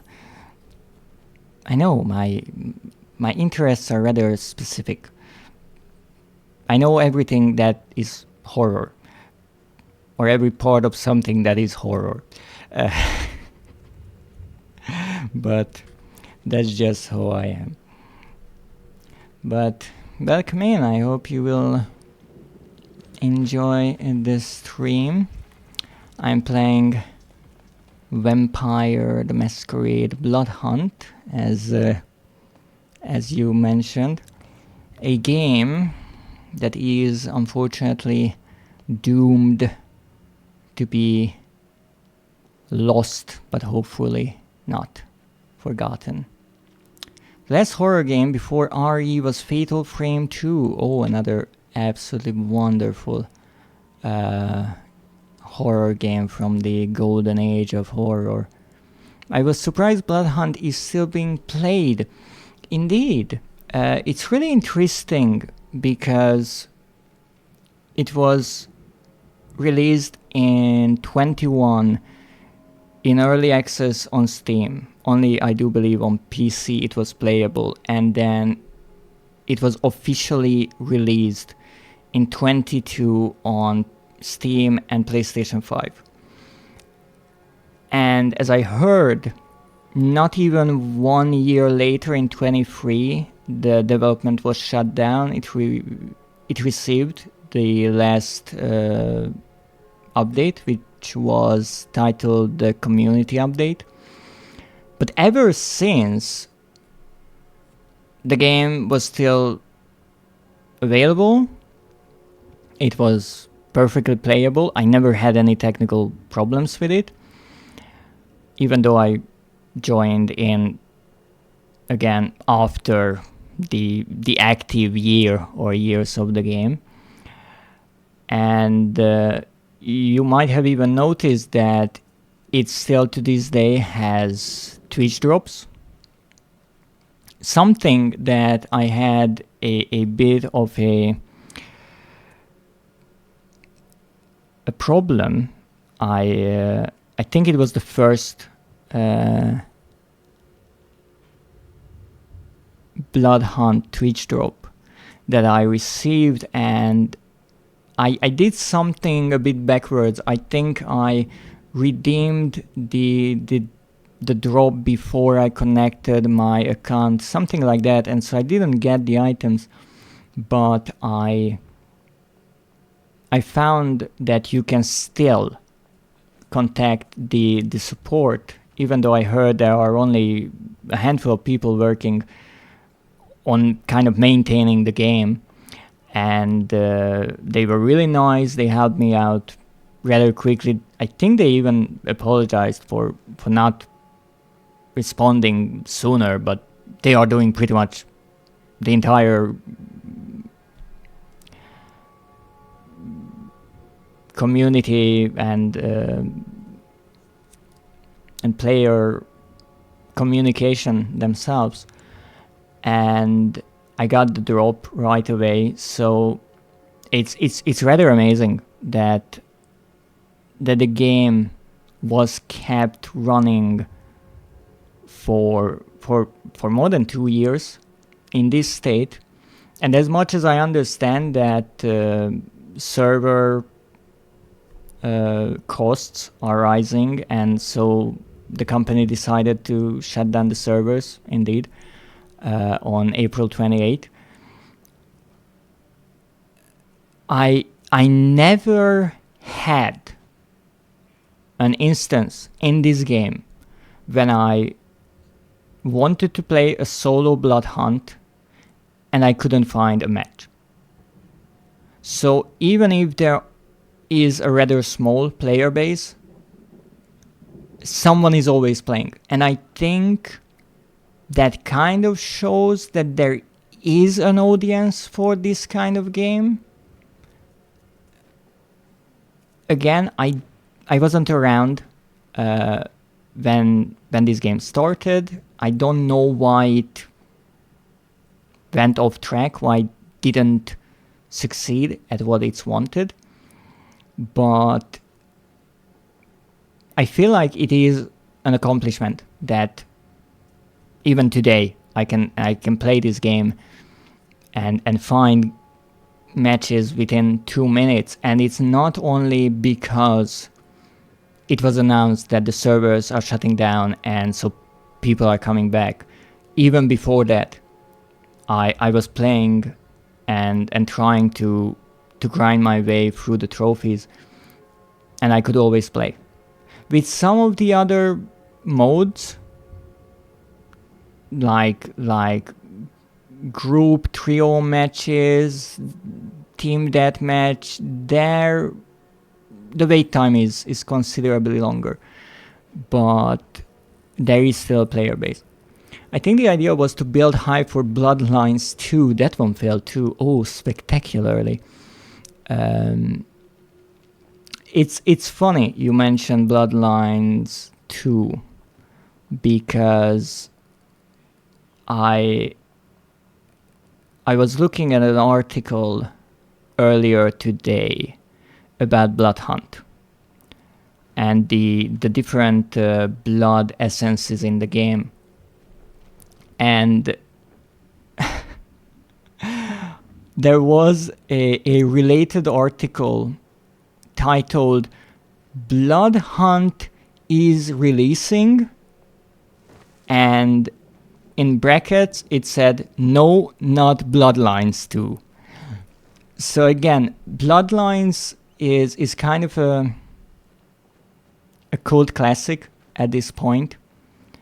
It was a failure as far as I know, financially, but it's a brilliant game, and so a lot of people waited for Bloodlines 2, and it went through so much chaos during the development. I honestly don't even know how many developer teams worked on that game,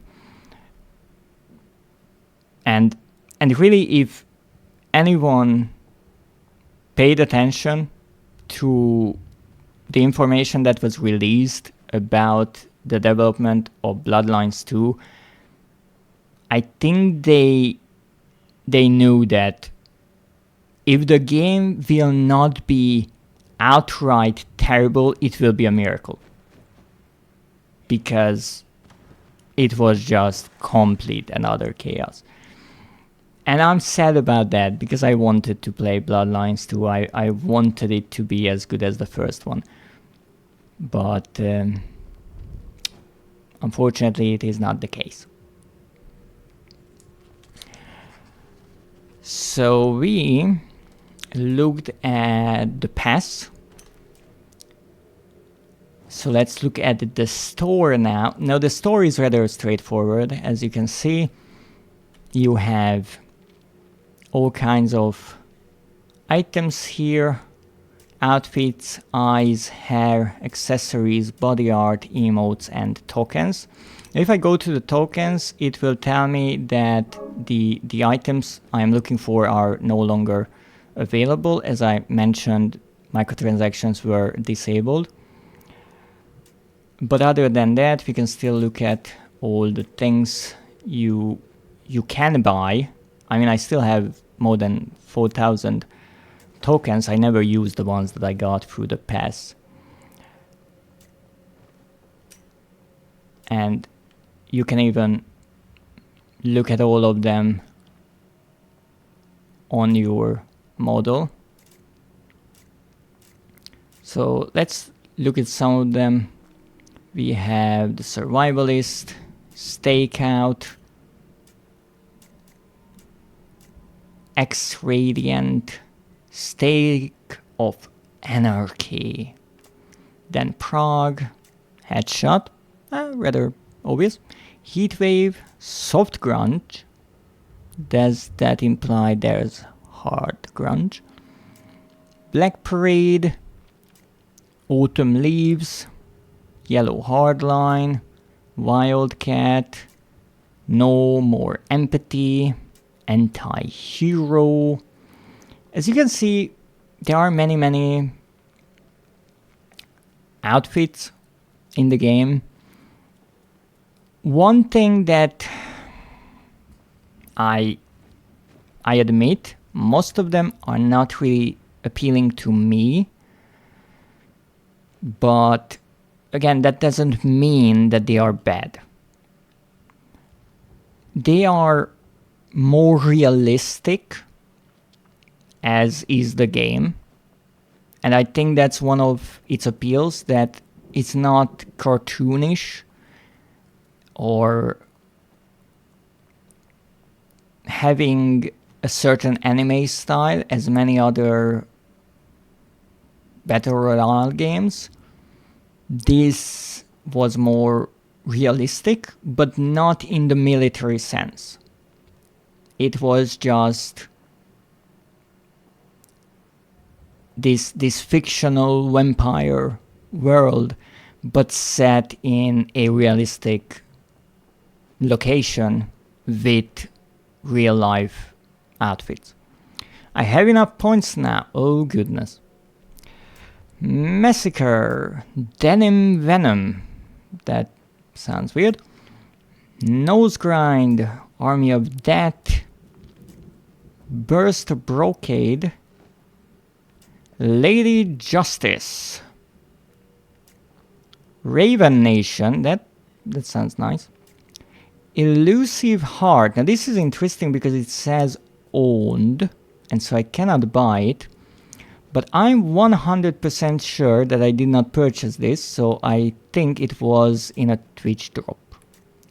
Vapor Trail, Fleet Street, Hegemony, I think, Free Reign. I'm not trying to pronounce that. Wild Surf, Modus Day, Cat Leap, and here we have the more specific and rarer outfits. So as you can see, the rarer an outfit is, the more complex it is, but also more expensive. So here we have the High Key,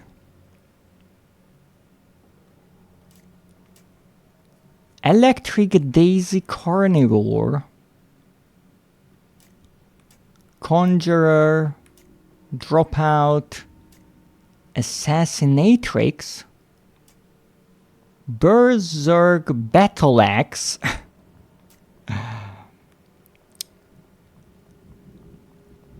Airmaid's ability. Is this... It is a female outfit. Wow. Look at all the skin.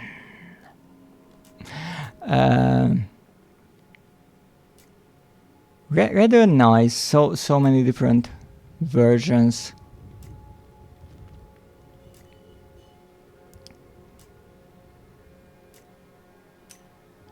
You can see that some are more revealing than others, again based on your clan and what you prefer. This is an epic rarity one, so it's a bit simpler.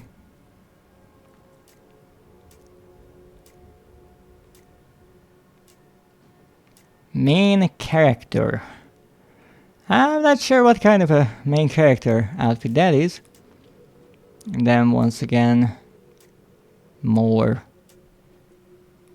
legendary outfits. There was a really cool game before Bloodhunt called Nosgoth, Humans vs. Vampires. I have to admit, I don't think I heard about it, but I will look into it. I guess because you say was, it means it's no longer available. But I'm always curious about learning about older games. So once again we have an owned outfit, and I'm kind of happy that I do, because this way I can show you how the game notifies that you already own an outfit. It's been a long while since I looked at the store, so this was kind of a surprise to me as well.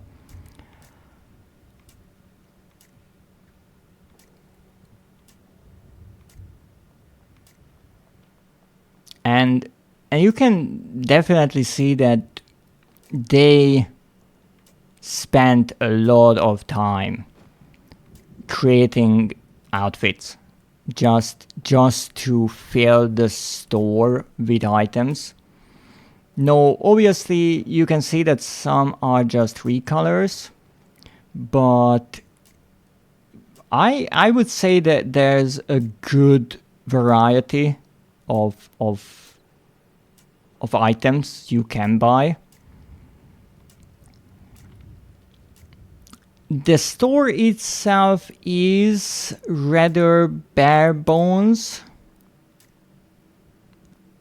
because I mean, this is the entire store. It's just one slider and you have the categories on top. So something like a grid view, like a free featured item would have been nice. No, again, I don't know what it was like in the beginning.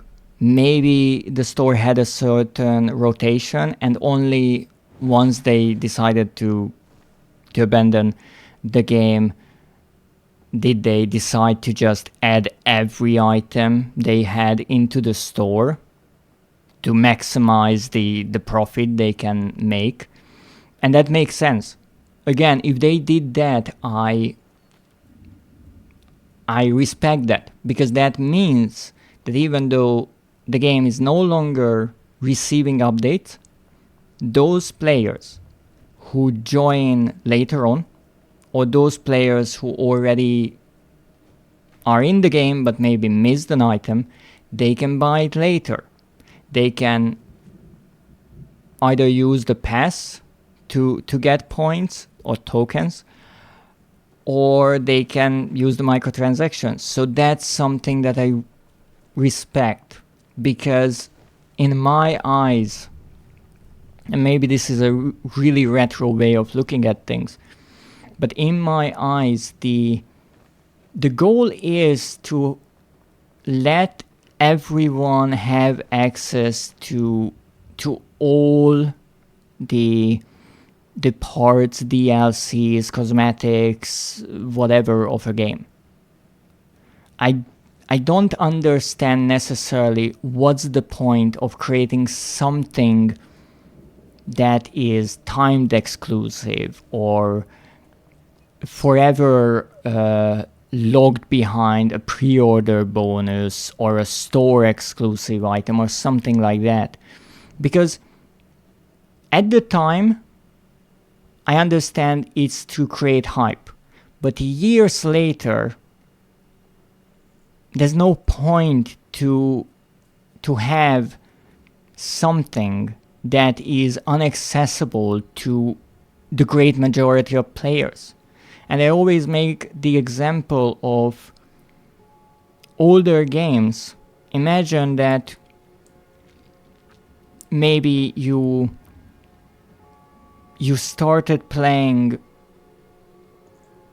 video games more seriously in the 2020s, and you discover the new Tomb Raider trilogy or the Arkham trilogy or any of the Resident Evil remakes or anything like that, and it's new to you. Maybe because of your age, maybe because you just discovered video games now. What's the point of keeping you from experiencing certain parts of the game because 10 years ago it was exclusive to something? There's no point to that. And especially when the game kind of just shoves it into your face that, hey, there's this thing that you can't have. I find it really, really stupid. And so here, I do believe this. These are trolls. I want to say this is the outfit that I mentioned.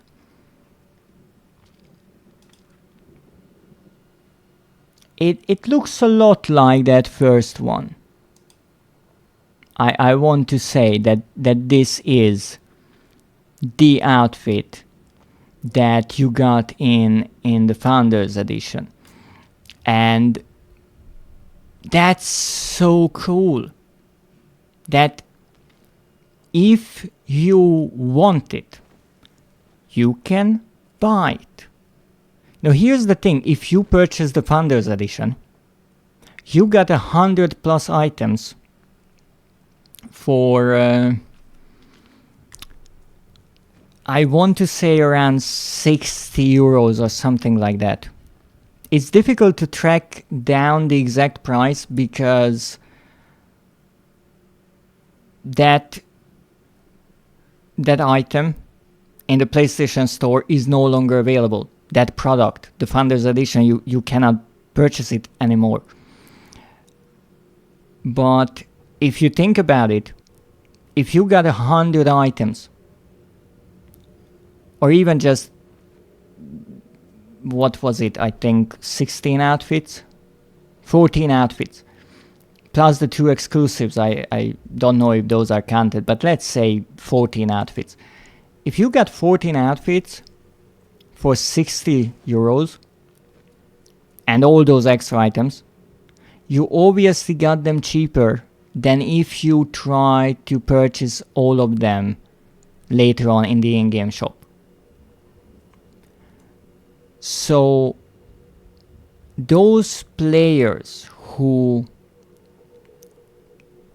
gave their trust and money to the game in the beginning, they were rewarded for it by getting all those items maybe earlier and cheaper. But at the same time, those players who missed it or were not there or couldn't afford it at the time, they can still get the things, the items they want, just a bit more pricey. And I feel like that's a fair trade. I just don't understand why these items have to be $13, euros, whatever. I honestly will tell you that I don't know what the price of the tokens were. I did play before they were removed, but I honestly never paid attention because I don't do microtransactions much. But I do understand your confusion because I share the same.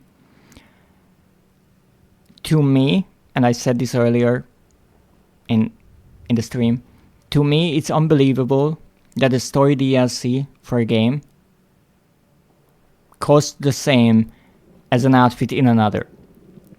I don't know how that's possible. But I heard that free-to-play games actually make more money in certain cases than full-priced releases. So it works. Why? I don't know. I'm a monster. I don't understand people. I really don't when it comes to these kind of microtransactions. My only guess is it's balancing. So in a free-to-play game, you create a game. You have all the development cost. Most of them are multiplayer, so you have all the server maintenance cost. And you have to somehow balance that. But you actually let players play the game for free. So there isn't an entry fee. So in order to make the game profitable, you make the items more expensive. My guess is they are more expensive because there is this theory, and I do believe it's somewhat true, that a rather small portion of the player base spends the majority of the money that the game creates as income or profit. So I guess the company's idea is that few players will spend, so let's make things expensive. Now, just how balanced this system is a question. Because obviously things are overpriced in certain cases if a company makes millions and billions of profit off of a game. That means that things are overpriced and something fierce. In this game, I'm assuming, even this wasn't enough because I guess it was a financial failure if they decided to pull the plug. But at the end of the game, I still have this idea, and maybe experts in the industry would say that it's just wishful thinking on my part. But I always thought if you make things less expensive, then more people will buy them. Because first of all, it's not overpriced, and second of all, they can afford it. And maybe at the end of the day, you will reach a higher profit, even though the items are cheaper, but more people will buy them. And at the same time, because more people are spending money on your game, they are more invested in it. Because if you're playing a free game and you never spend a dime on it, it's much easier to leave it.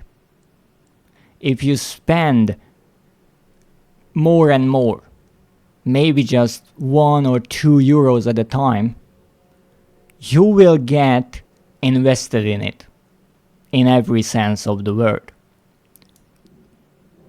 And to me, and maybe it's only because I'm not filthy rich, but to me, when I see a game that just released and I see the microtransaction prices, I don't even start playing it because they are so high that right away it's like a red flag that no, I'm not even messing with this one.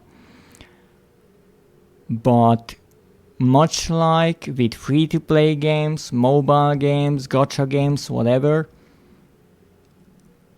I guess there is a target audience.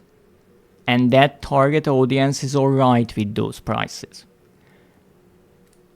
I'm not, because I'm not in that target audience. And I accept that, but I always have this question in the back of my mind that why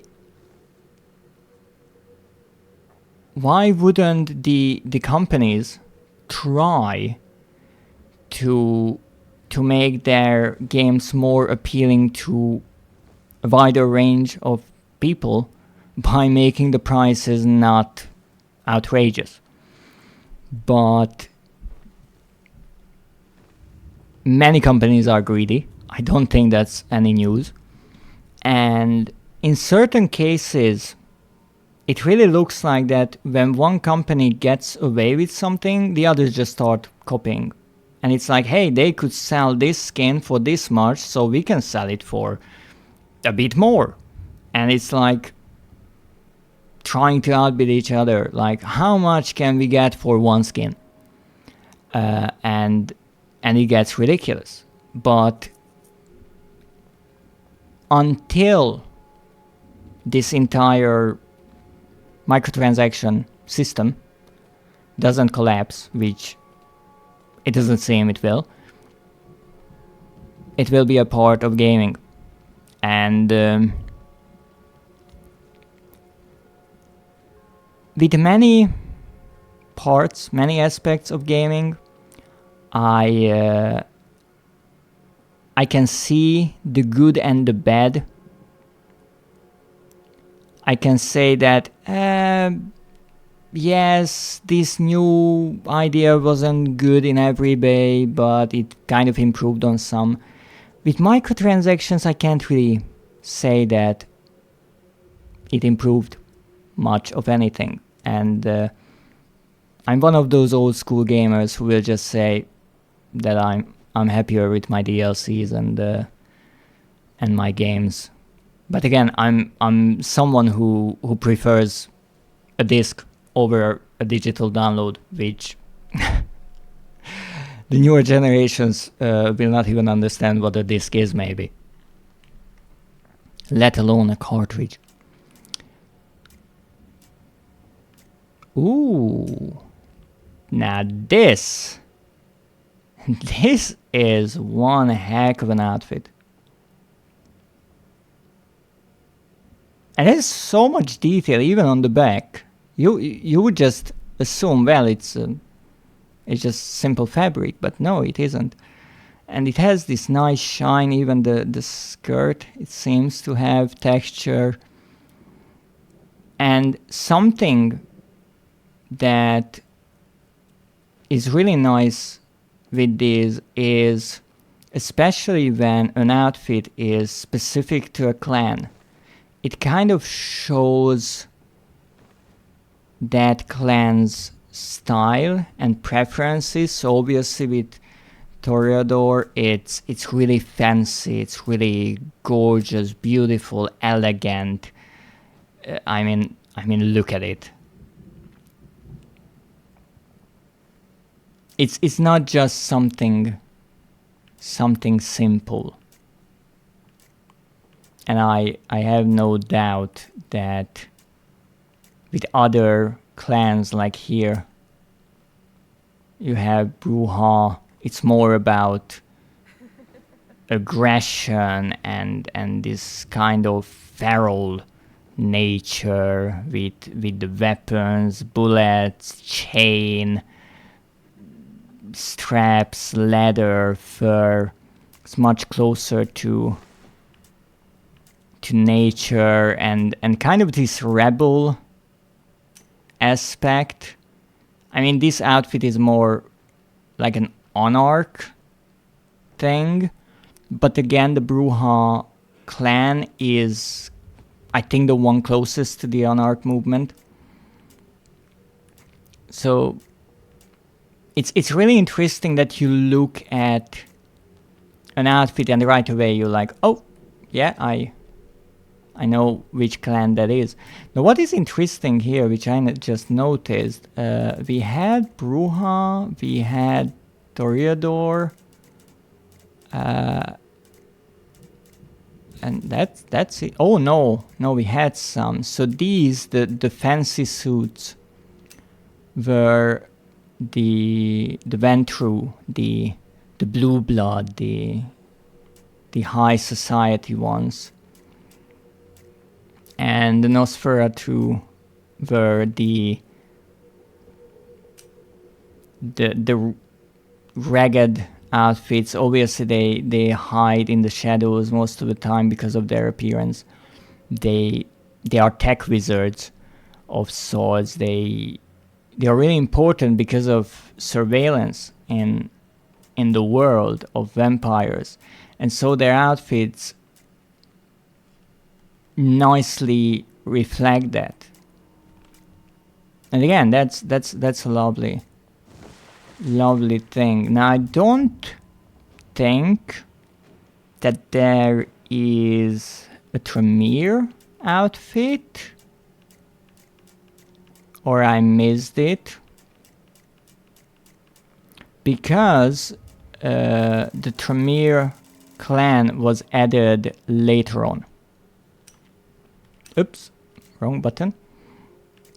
Here we have eyes. I guess that's really simple. You just have different eye colors.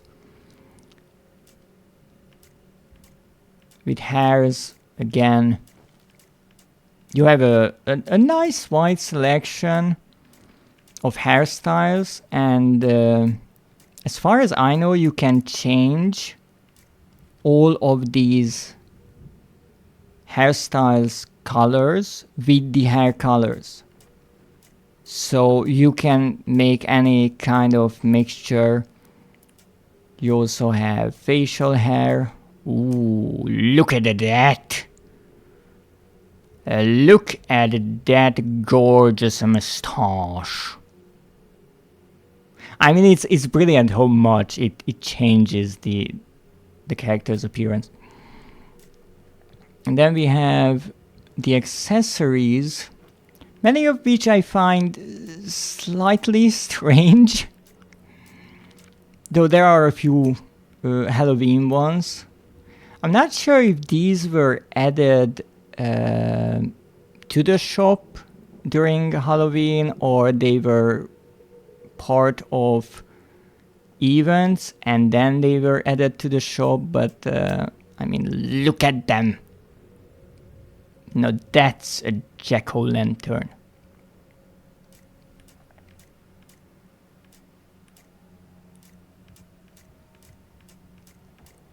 When I look through the items here, that's when I start to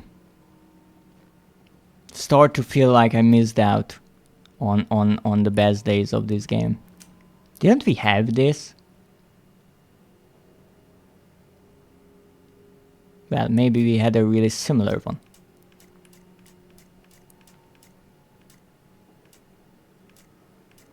And then we have piercings. Many of them are earrings, but here you can actually see them because they are shown in a close-up. Nose piercing. No Man's Land. Brilliant name. There are so many absolutely mind-bogglingly wonderful names here. that I could rave about them all day long, and probably for multiple days. I really like the writing style of this game. And then we have body art with the face. It seems we start. Ooh. And then, if I'm not mistaken, we will move on to the full body pieces. Panther. Not bad.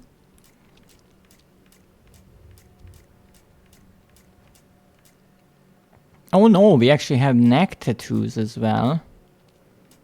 And then we have the full body ones. Rosy Dawn. Again, really detailed, really nice pieces. No, it is true that with certain combinations of outfits you can't really see them, but you have the option of just adding them for yourself, or maybe letting the world see it. Crow Lord.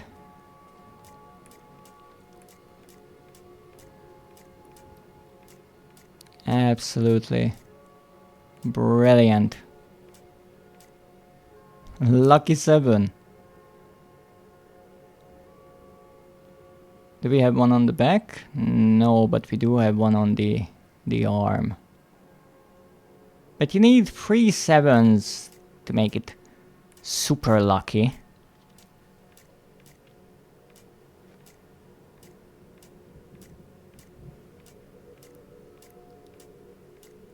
And then we have the emotes with the monologue talking to the skull. To be or not to be. That was a kick. Juggle knife.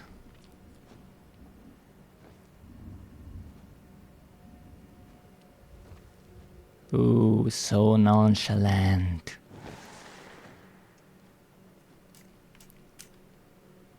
Funky walk.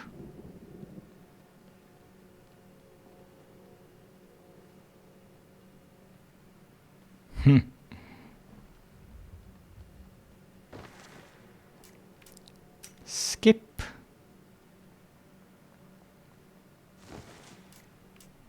Ouch. This is one you could maybe use in a game, even though you would probably get murdered. My lord. Headbang. Oh, that's a bit of a hardcore headbang. Let's dance. I don't think this game has emotes that could be used by multiple people. Candy dance. Is this a reference to camel dancing? Make my day. Ooh. Slipping.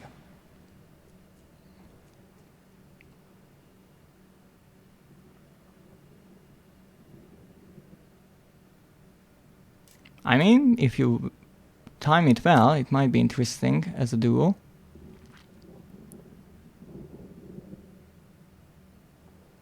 Push, pull.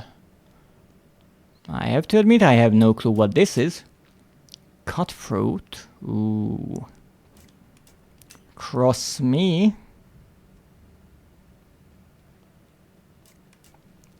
Urban sprawl. Another crazy dance, and the dances in this game are rather strange sometimes, but I like to believe that it's kind of a running joke from the time of the first Bloodlines game that the dances of vampires in this universe are slightly strange. Made you blink. Yep. Gun flex. Ooh. That was some Ocelot tier flex. Clean sweep. A backflip. Come here. Can't handle this.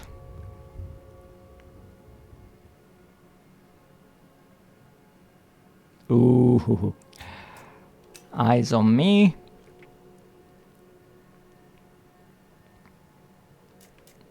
Facepalm.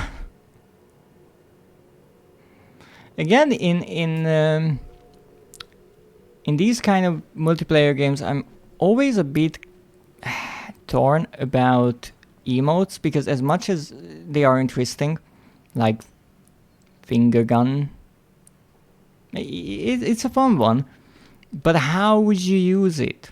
Especially because I play solo. During the games, you would rarely use such a thing. Hear me roar, even though I don't think the emotes have sound. I surrender.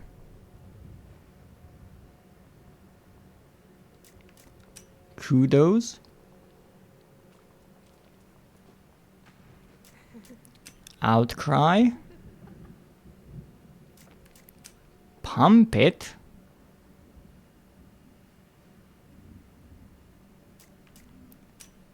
Punch drop.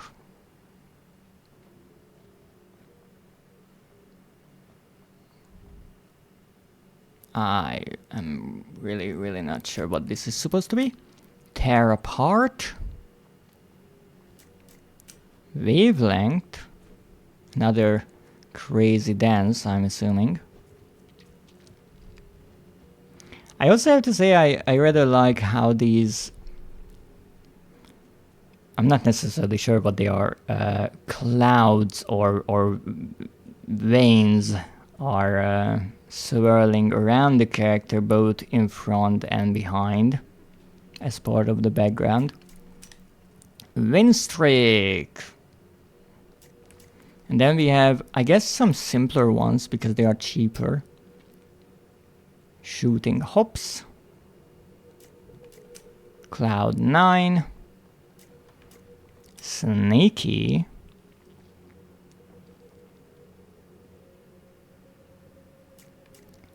Most muscular. This is actually one I have, probably from a Twitch drop again.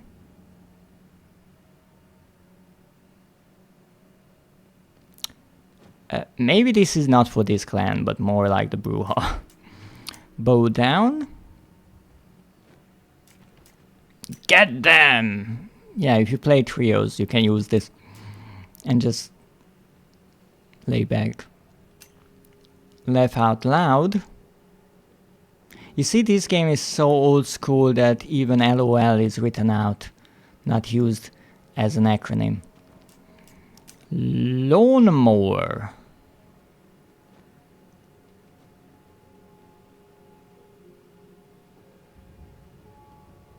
Okay. Salute. Sending love. Ooh. To all of my wonderful viewers. Slow squat.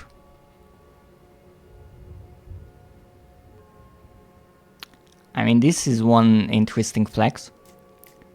Snake charmer. The question is, who's the snake? And who's the charmer? Talk to the hand.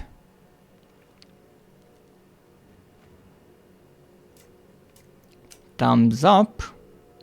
A double thumbs up. Top of the world. And give up. You might be asking why I actually look through all of these, but again, because the game is getting shut down, I just want to show you as much as possible and somewhat archive what was in the game, so people who might learn about it in the future, they can get to see some of the parts in it. Fun fact, in German, LOL is Lachen ohne Laute, meaning laughing without sound. I mean, there is no sound here, so it's kind of the German version, I guess.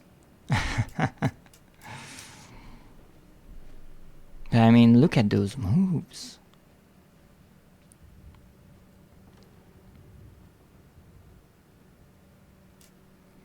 And then the last one are the tokens. So we looked at pretty much everything. And with that, it's time for another game. Now I will actually change my archetype back to Muse for a moment here, because I don't really feel like I gave justice to this archetype in my first stream. I was playing absolutely terribly. So let's give it another go. But at the same time, maybe talk to some of the characters for the journal Greetings. entries. Good to see you. It's good to see you too.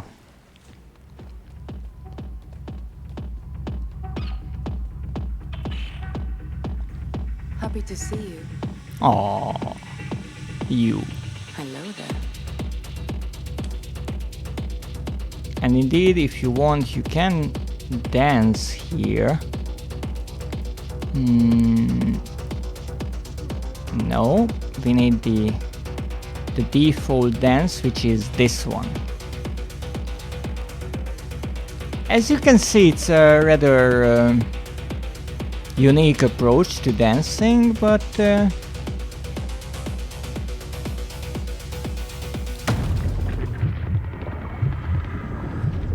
it's a spectacle for sure.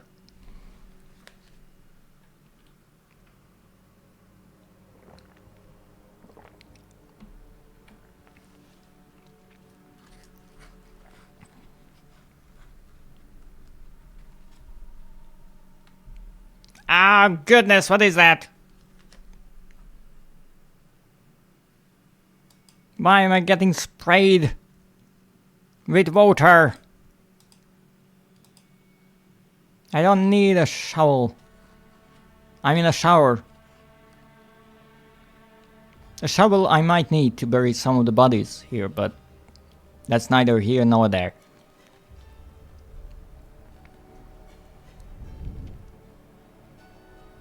That's a really, really interesting emote. I do like it. Oh, I see. The good old fire and water treatment.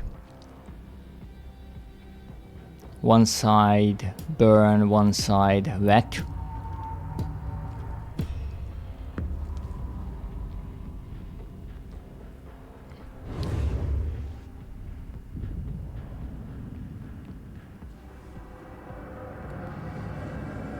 Nah. Let's try our best here. I guess this is what the the youths these days would say is the time to lock in. But whenever I try that, I get murdered, so maybe I should just try to have fun. Nah, let's get some proper weapons. Some ammo. And explore a bit. Double shotguns are better than revolvers for me. They have a decent spread. The revolver is, as in many games, strong, but a bit slow, and you have to reload it quite often. Ooh, this gun, LMG, this is a good gun, even though it has a bit of a spray.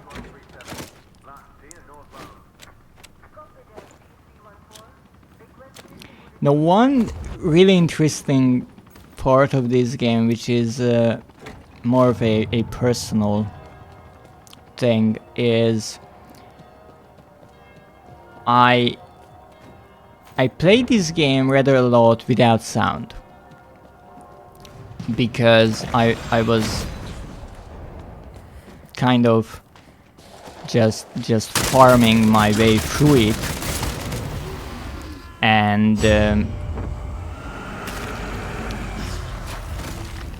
in the middle of the night I didn't want to keep my kin from sleeping.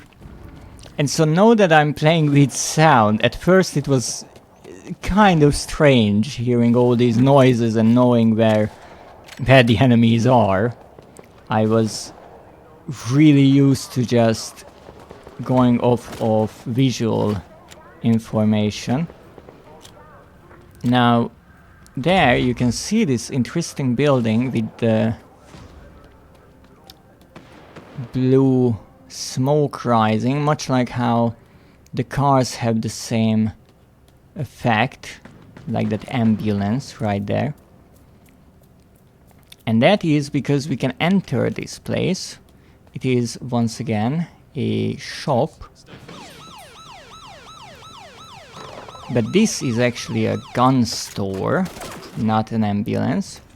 And that is an entity soldier. I don't know where it came from. There is a nearby entity outpost. Ha ha! I survived your trickery. Visual information. Yes, mostly seeing that the enemy appeared in front of me.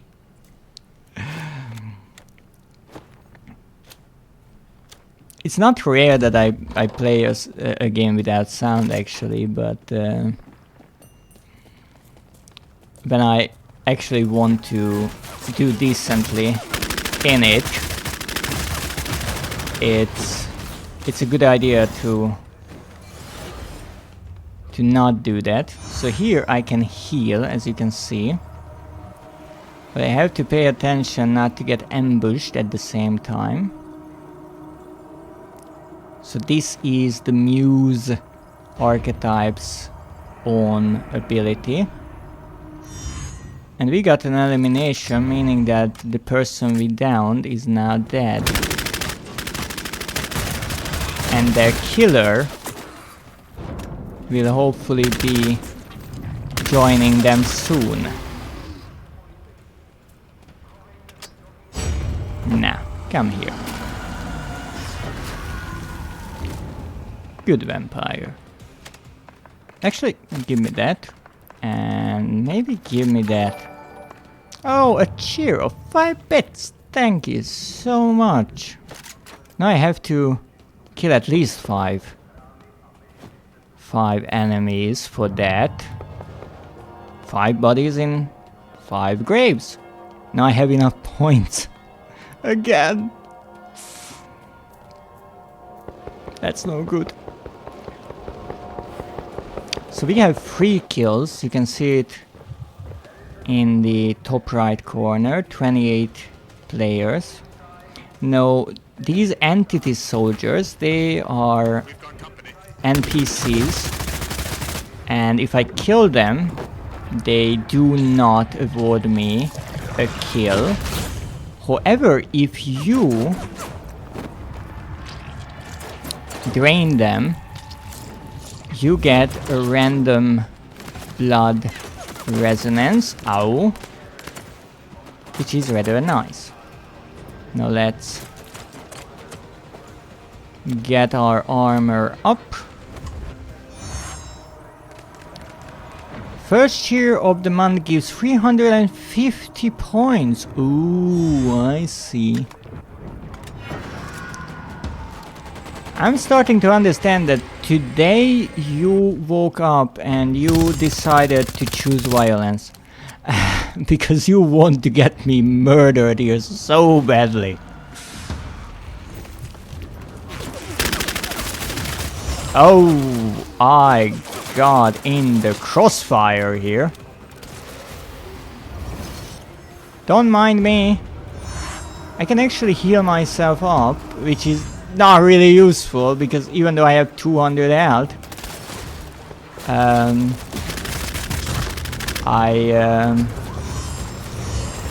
ow! I'm still downed.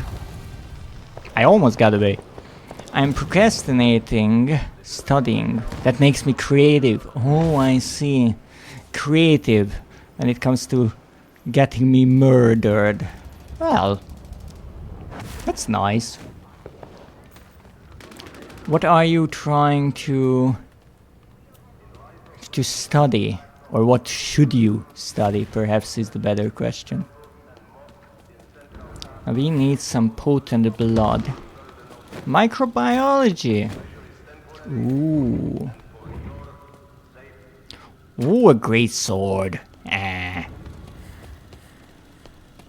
Wait, once again I have a great sword. And I have Zeph on standby to get me murdered at the end of the game. This is no good. I'm having deja vu. It's boring. Is it? What part of microbiology, if I can ask?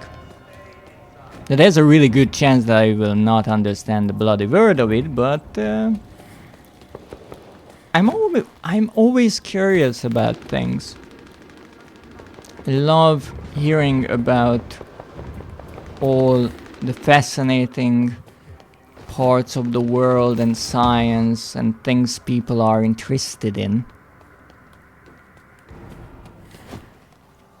And maybe it helps you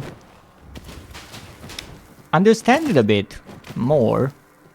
It is said that the best way to learn something is to teach it because you have to explain it.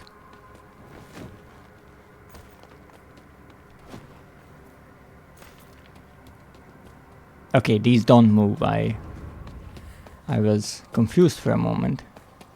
Oh, there you are. Potent blood. Yes, give me a hug.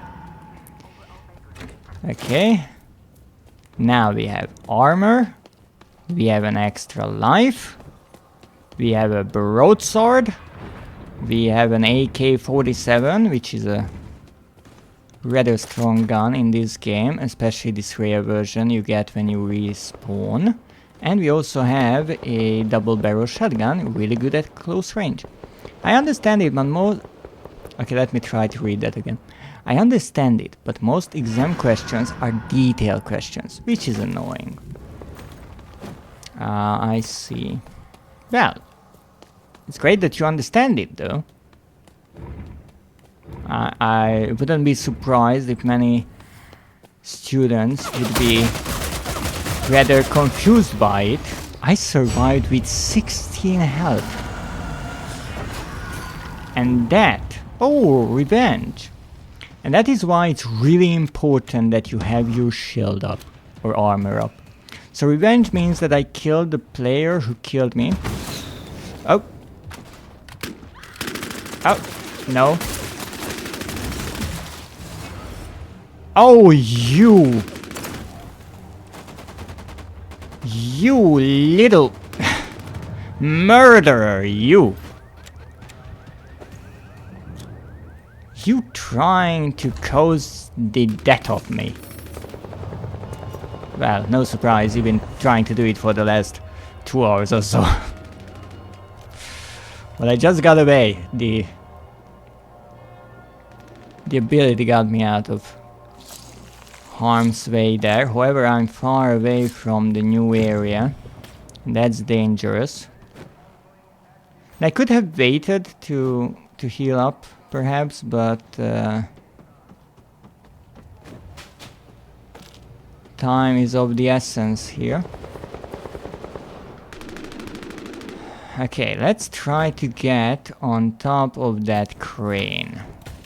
We have 6 players remaining. I killed 4. Can I get up there? Maybe with my ability. Let's try it. Whoop! It worked. We're on the crane. Somewhat safe spot. Most efficient way is to memorize the questions from the old exams. That is true. That is a really clever way of doing it, learning from the past. Many people in the world should do that.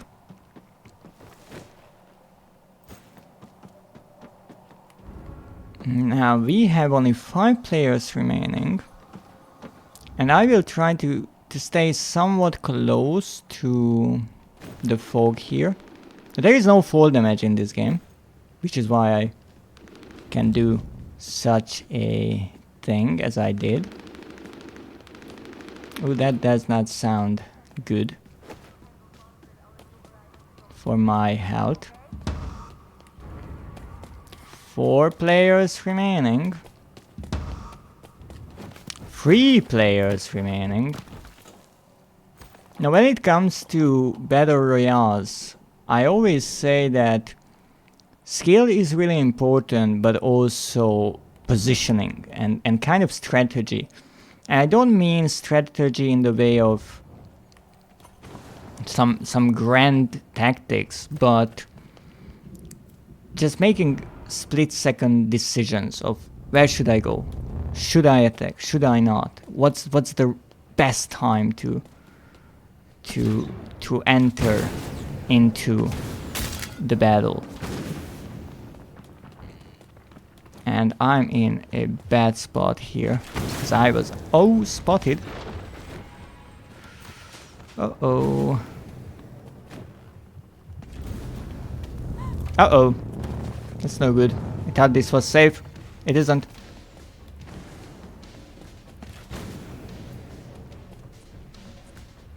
Okay, it seems they lost me. Someone is blood hunted, which means I could see them. Yes, they are right there.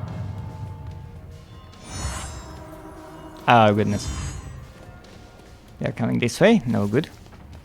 And I could hear someone drinking blood, which is also not good because that means they are close by. Oh, ouch. Not here.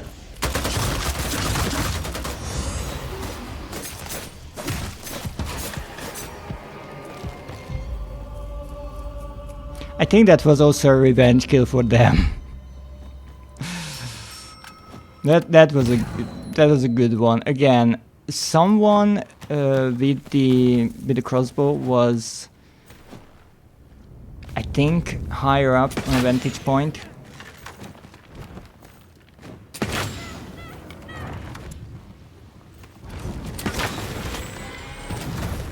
Oh, another ability. I should have positioned myself better, but the thing is, this is a rather open area. But hey, I got killed by the winners, so that's not too bad. 4 elimination, 1 assisted.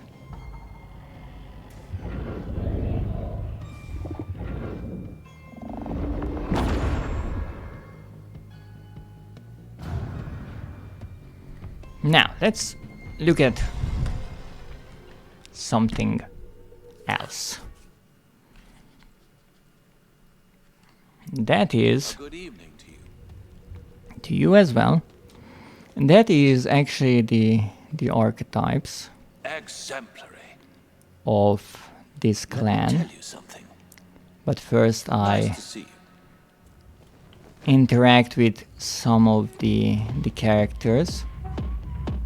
I will get to the journal entries later on. Hello there. Perhaps not today. What a nice surprise. but it takes quite a lot of interactions. So whenever I'm between two games, I try to get a few. So let's see the menu. We already looked at these. Customization, I will show you more when we create a new character later on.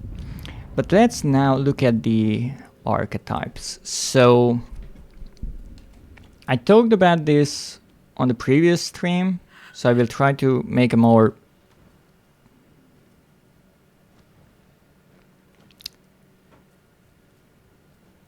understandable and less rambly version. Now, the game started with 4 clans. The Bruja, the Nosferatu, the Toreador, and the Ventru. Later on, the Tremere was added as well. That is why it's still shown as new. But as you can see, the Tremere only got 1 archetype, whereas the other clans have 2. Now, the first archetype I actually played as was the Muse. It's one of the Toreador archetypes, and it has the protection dash as a clan power, so that is shared with the Siren. I showed that. And the rejuvenating voice is the one where you can heal. The Siren instead has the blinding beauty as the archetype power, which allows you to blind nearby enemies. Now, there is also a passive power with the Muse. It's the final act, so you can use the powers that you have when downed, and I actually did that near the entity base. I tried to heal myself when I was on the ground, but that doesn't help you get up faster, it seems, and I also dashed away to avoid getting killed. Well, it worked for the first time, and then I got killed, but it was worth a try. With the Siren, we have Kindred Charm, so the civilians are charmed by your presence, and I think that means that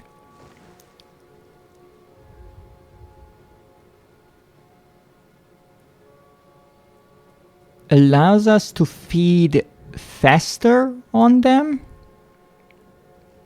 and also the charmed targets will act friendly towards the Siren and their team, which is more important obviously in duos and trios, not triggering a breaking of Masquerade while affected except if killed. So the Masquerade and breaking it means that you use a vampiric power of sorts, or do something that would let the mortals know that vampires exist. That is kind of the main rule, the Masquerade of the Camarilla. Now, in this game particularly, that means if you kill a civilian or you feed on one in front of another. And it seems the Siren can feed on civilians even if they are being watched by another. A bit voyeuristic, but if they consent, I have nothing against it. So that's interesting. As it said, killing is still not allowed. And as far as I know, if you're jumping around or climbing walls, that also kind of triggers a warning that you are breaking the Masquerade. You will not get blood hunted, but for a moment I think it shows your location on the map, but I will show that later on. So with the Toreador, as I explained, as much as I understand, they are a vampire clan that is mostly made of artists, enjoyers of art, of beauty, and all that surrounds it. Now, one thing that I find really interesting here is actually the names used, Muse and Siren. So a muse is a source of inspiration. It's a noun in English. However, a muse has another meaning as well from the ancient Greek mythology. The muses were 9 sisters, goddesses of art, poetry, songs, and all the likes. And they were actually, I do believe, the daughters of Zeus, to the surprise of no one. That guy was really, really busy all the time when he wasn't in the form of a swan. But even then he was busy. And I do believe their daughter... No, they were the daughters of Zeus and Mnemosyne, who is the goddess of memory and many other things as well. So it's really fitting that this clan would have this archetype, once again connecting to the idea of their fascination of art. And I do believe it's even mentioned in the TTRPG that they have this sort of weakness of getting obsessed with something that they find beautiful. So it's not necessarily a predefined definition that they follow with beauty.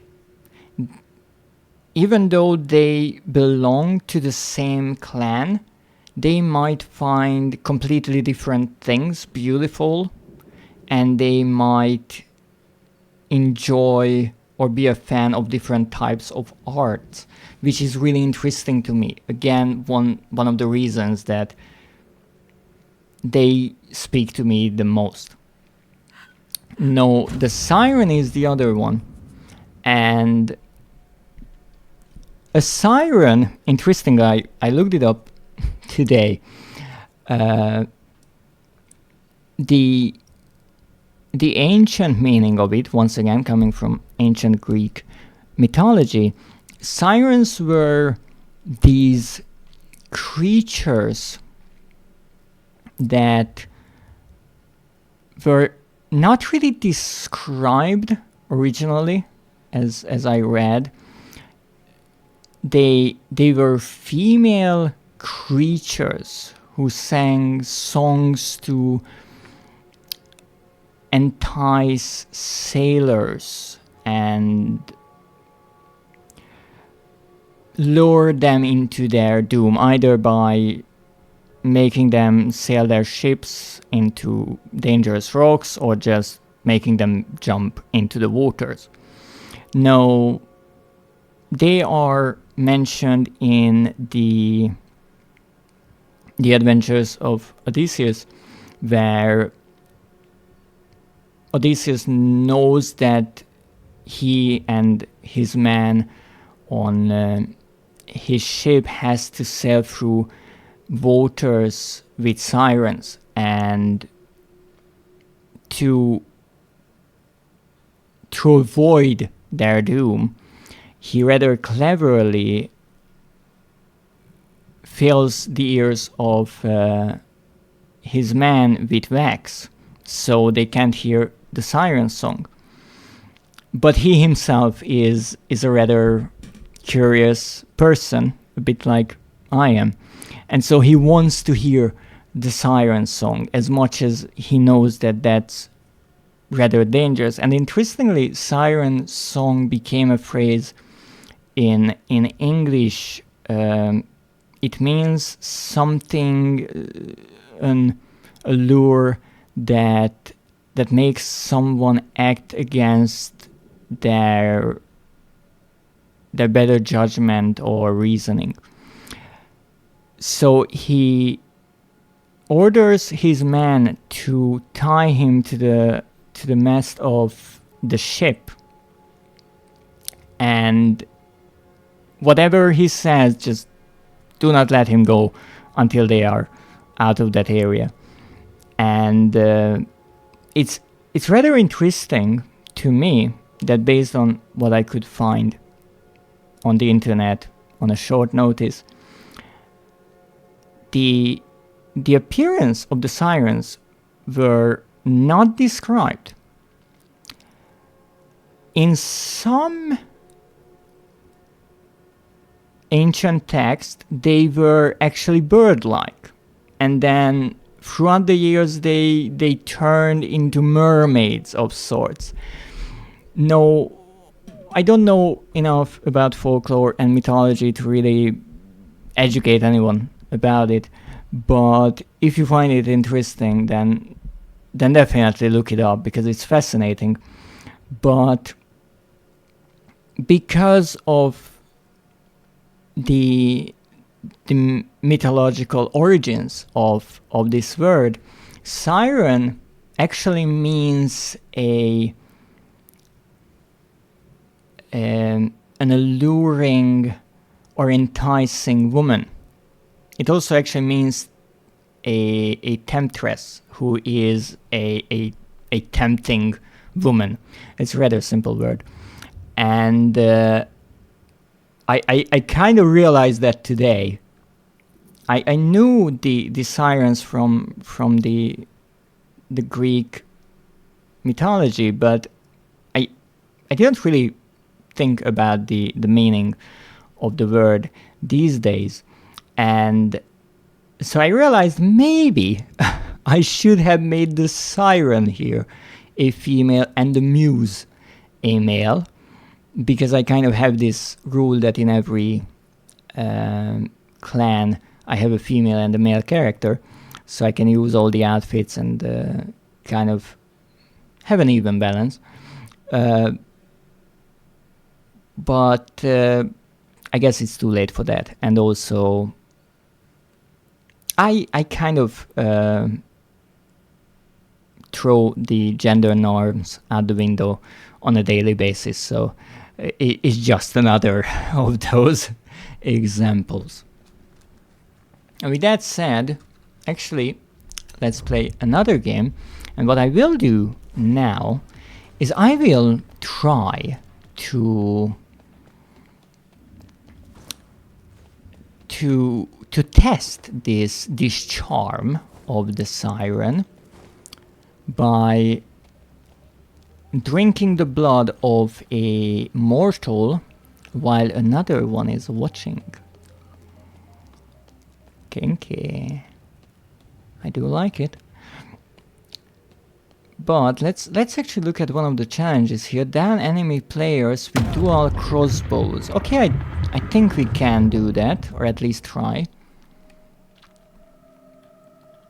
Of course, let's not forget to hydrate.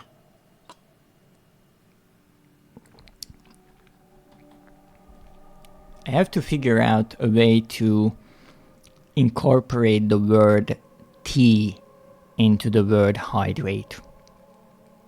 I don't know how, but I have to do it.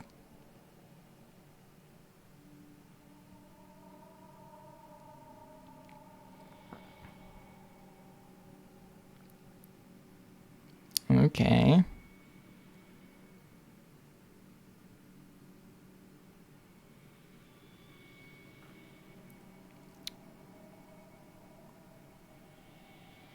So here, actually this is good, the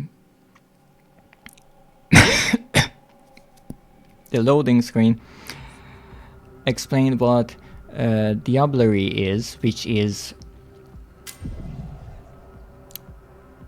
this execution that we perform on downed enemies, or that we can. And it said that a vampire not only consumes the blood but the spirit of the other vampire during this process. So maybe that is why we gain a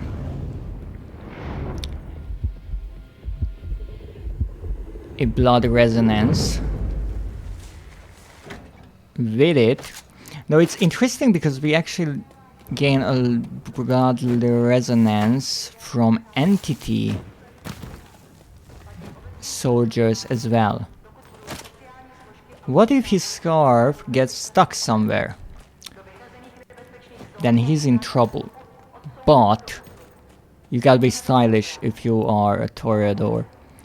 Now I'm happy that I ran into this. You see that little box there? It's called an octahedron, and it's a collectible.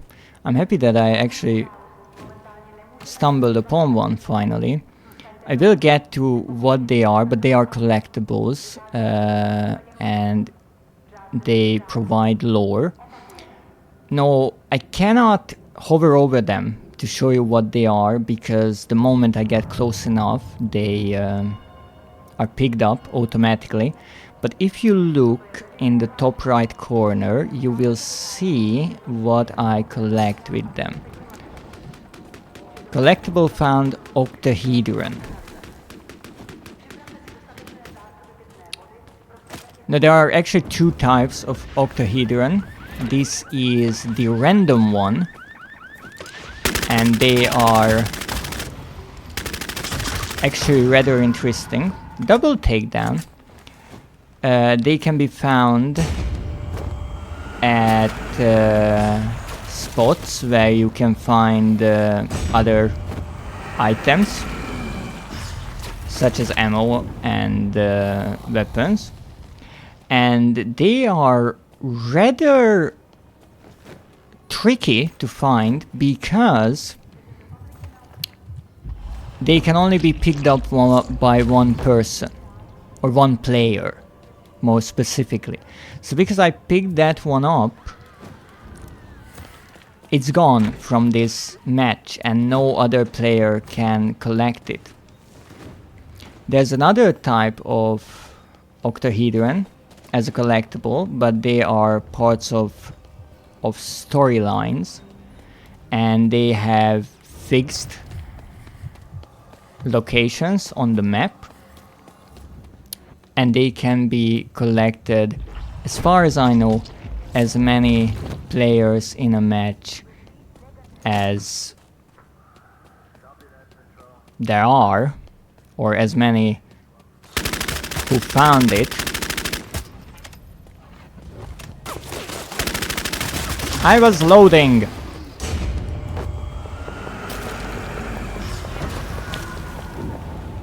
Now last time I got 5 little gravestones from Zeph, and I only killed 4 enemies, so now I have to kill 5. It's only fair.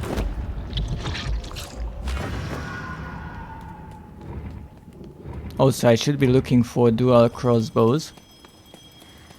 I think someone just broke in somewhere, and if you look at the map, there is a shop here. Somewhere. Here it is. It's a great thing that I have the same weapon twice, so I don't have to reload. I can just switch weapons. And this is an antique store, I do believe, and here you can find all kinds of melee weapons. That was actually not a melee weapon, but a red gas antidote powder. I really don't know what it's called. What can I say? You are gorgeous, but I have work to do.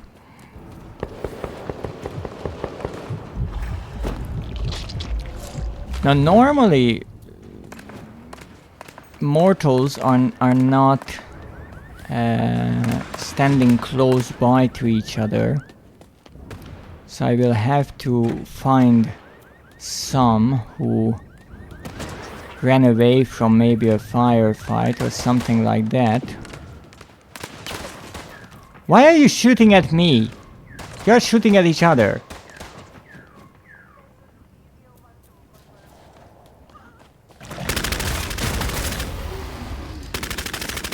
Seriously? Would you mind? Sometimes grabbing the players is a bit tricky. Rampage. You are not getting up if you had any such idea.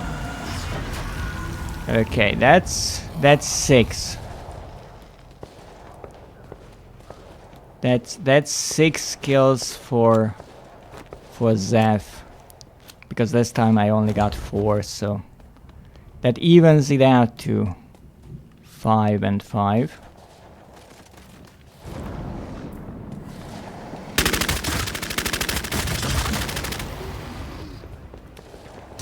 Now, I wouldn't be surprised if this was one of the players whom I just killed, returning, which is a terrible idea. I learned that if you are killed by someone and you respawn, find a new life,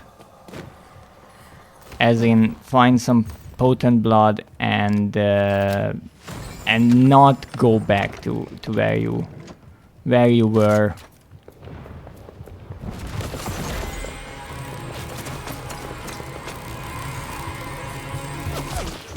Ow! Mother.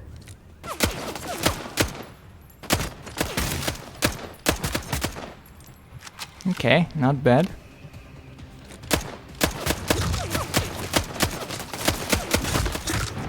Holy moly.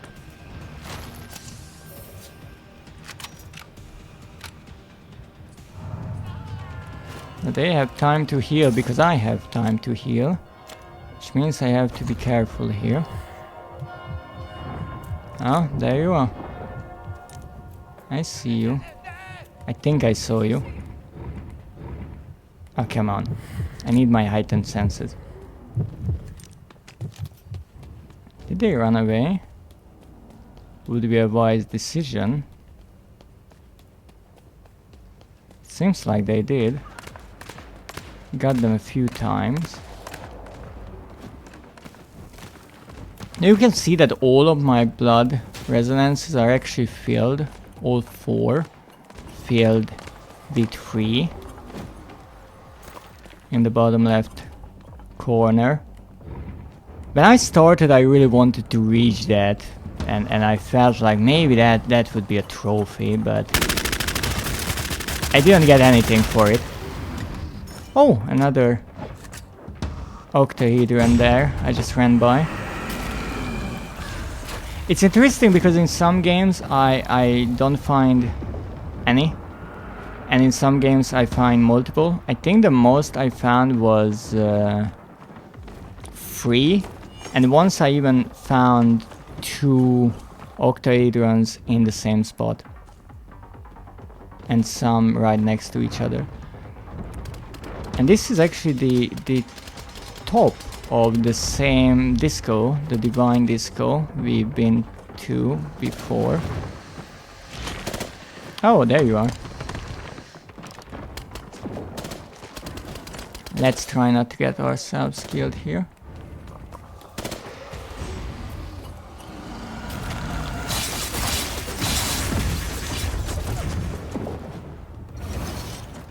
Uh-oh. Don't mind me, but that hurt a lot. Just a sip. Thank you. You see, that's a polite vampire. This is not necessarily good because I'm standing here, but we have the gas neutralizer. Okay, that's what it is called. So we can stay in the gas for a moment without getting hurt too badly. And we are in the top 10.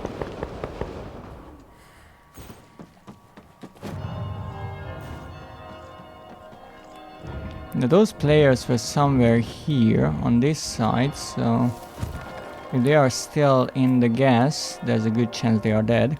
Oh, I should actually move out of here, because otherwise I will be dead, and more dead than normally a vampire is. Oh! That is an octahedron, and that, you could see the big shine on it. That was a story-related octahedron. So one that has a specific location. I'm really lucky with octahedrons today. Really not lucky with this pesky gas. Ow! Holy moly. Whoops. Can I get a moment of peace? Thank you.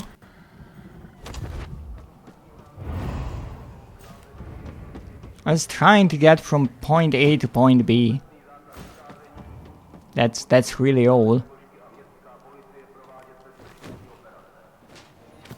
Oh, I saw you.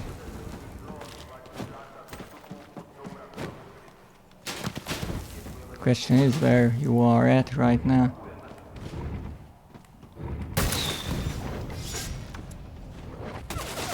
Oh! I messed it up. Yes, they jumped over me. That was a good one.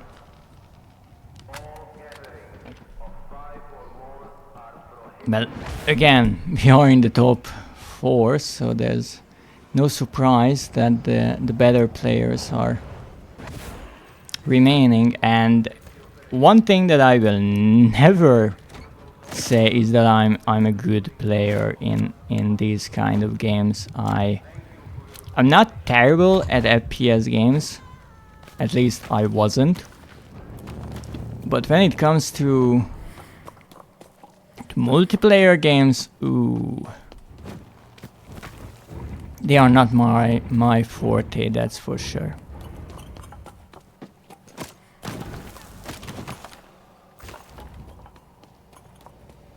Oh, the library is where we end this game, it seems. I will try to go to the other side of this area and hopefully not run into anyone, because most of the players are arriving to this area from that side, since that is where things are closing in, right here. So if I wait here, hopefully no one will be smart enough to take a look, and I will be able to survive here for a bit. I actually couldn't find crossbows, which is somewhat funny, or actually test the theory, but that's fine. There are 3 players left and I have no clue where they are. I guess they are somewhere down, so let me take a look around here, perhaps. Again, I could run into someone at any moment, but that's just how the end game is. However, I kinda sort of need weapons and bullets and those kinds of useful things.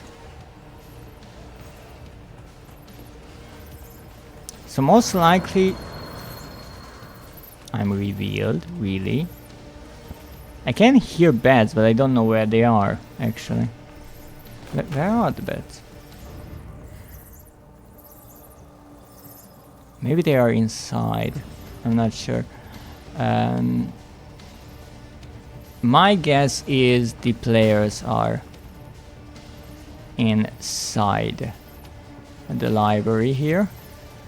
Let's try to avoid those bats wherever they are. So I think our lovely players are in there somewhere hiding.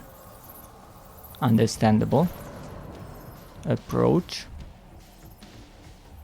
Let's I'm not sure if I want that. I have a rare weapon already. I can hide here. They cannot necessarily see me through here. And I have a bit of a view inside. Is not bad.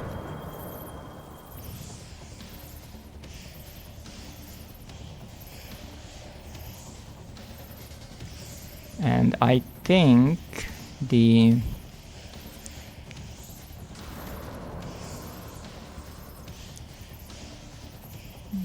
gas will close in on this rooftop, so they will be able to come up. I did notice that as much as the fog, it's not the fog, the red gas can take odd shapes, the final shape is kind of predetermined, I'm assuming, by the developers, because it follows the sides of buildings most of the time, and whoever made them paid attention to the fact that the area is vertically traversable no matter where it is. So for example here, people can come from the lowest floor up here without any problem. The gas never blocks people or locks people in two different places. So if there's perhaps an inside area in a building and there's a rooftop, there's always a way how you can get from one to another without entering the red gas. And that's once again something that shows that the developers thought about how the game would be played, and something that I kind of overlooked for a long time, and then I just kind of realized it recently and found it rather interesting. So the timer is up, which means that everyone is just waiting on the others to make a mistake. As you can see, I can't really see anyone. I can see the bats there, and then we had some there, and the person who sends them out was there. Capture point activated. So the capture point is, would be nice to know where the heck it is actually there. And that means whoever wants to win has to stand within that circle. The other thing that it means is this is the final showdown. Now, you don't have to stand in that circle. You can win in the good old way, which is just kill anyone that moves other than you, and you win as the last man standing. That was not a bad idea from whoever came up with it. Shooting that gas, because that could hurt me because of the area damage. Thank you so much, Zeph. I greatly appreciate you trying to get me murdered again, but I'm only third here, not second yet. Yes, someone figured out my plan. And also, it seems the glass can be shot through, which I did not know actually.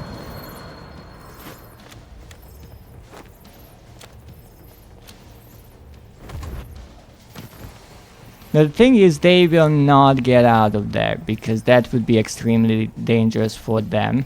As much as I can't aim for shit sometimes. However, if someone tries to capture it, now that is dangerous for them. Even though I made a mistake here, now that I think about it. Because I revealed myself, that was their plan. And that was a good plan. They made me move too quickly and I used up my last bit of armor.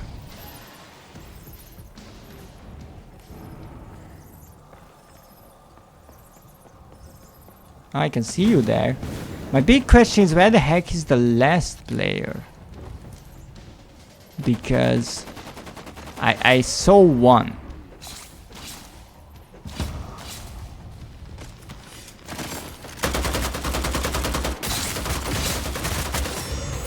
Ow. Almost. Entering a close quarter fight with a gun is not a good idea. But hey, we got second.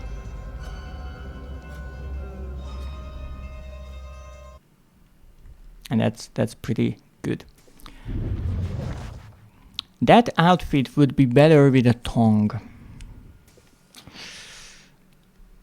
Well, we looked at all of the outfits and I don't think there is one with a tongue. Which might be a missed opportunity.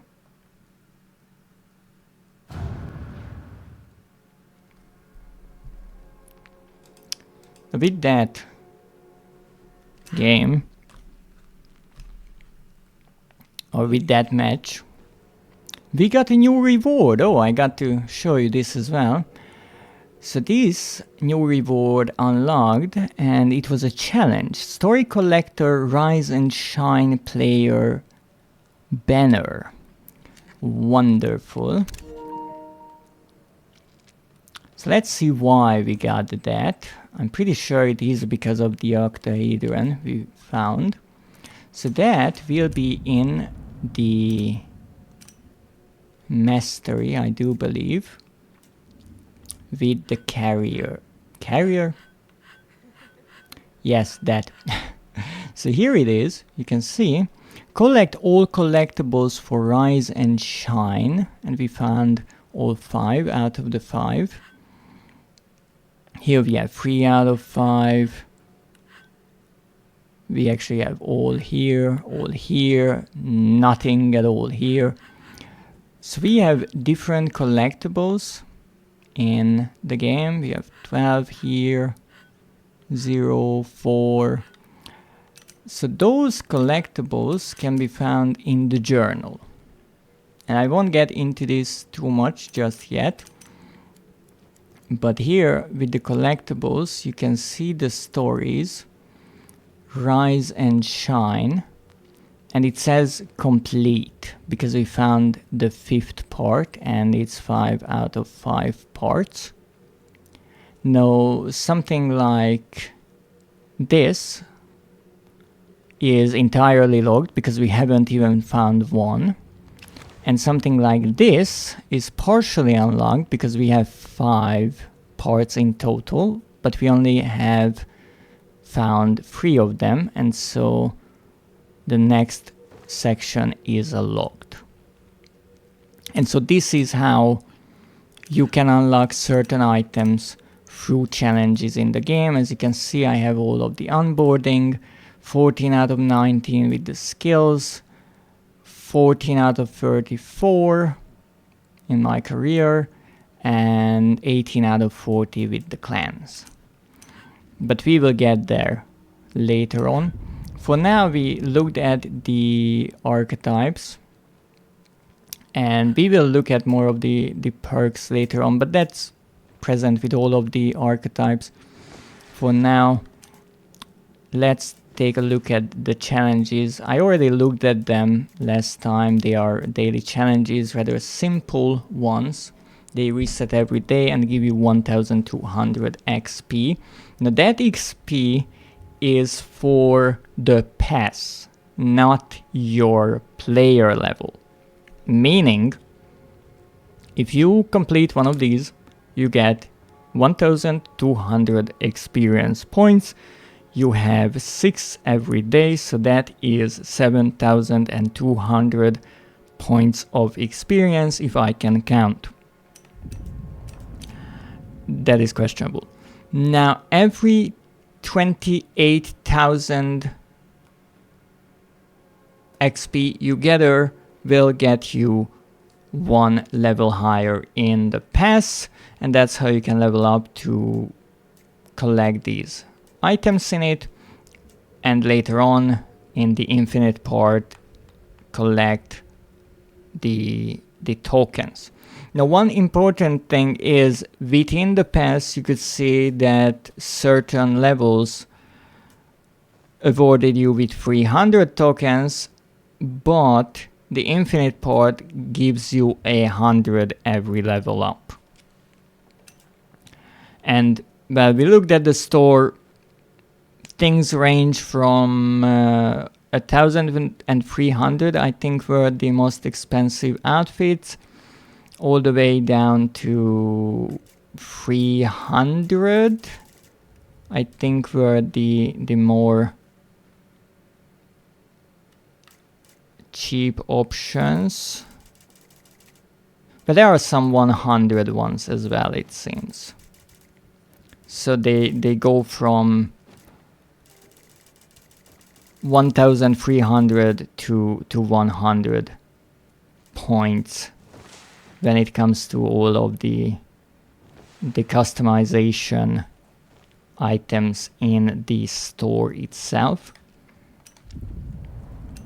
So you can obviously gather some points and buy something that is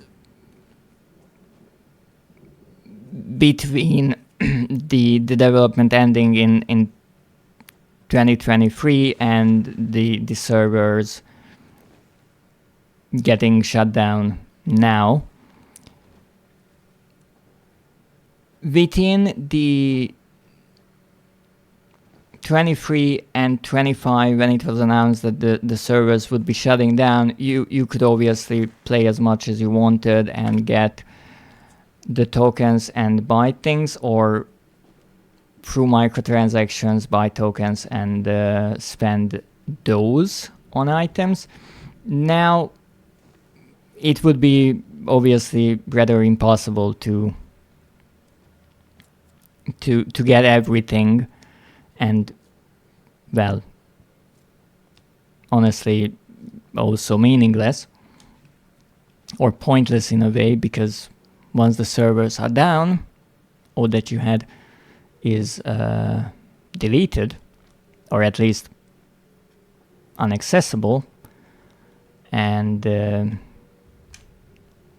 unplayable as well. So now my focus is obviously just showing what the game was like. Now let's see these challenges. We have playing 15 minutes, down an enemy with a crossbow, which I did. Eliminate Nosferatu players. So some of these challenges ask you to defeat a certain kind of player, or a player that is playing a certain clan. That is tricky sometimes, especially because some clans are more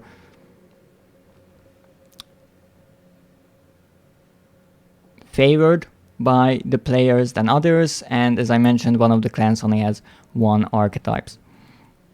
Down enemy players with dual crossbows, I can do that. Down enemy players while bloodhunted, I can try that. And place in top 10, yeah, I did that plenty of times. I got second, just not first. So with this said, I try to show all the parts of the game that I can so late in the game's life, and I will maybe spend the tokens that I have and get some outfits and use those later on as well. But as I explained, in those 2 years you could farm quite a lot and get many items for free in a way, but now players are kind of just racing against the clock, and I guess everyone is just trying to make the most out of this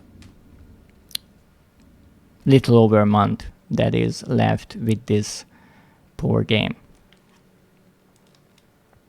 Now, let's go and try to get ourselves... Extraordinary.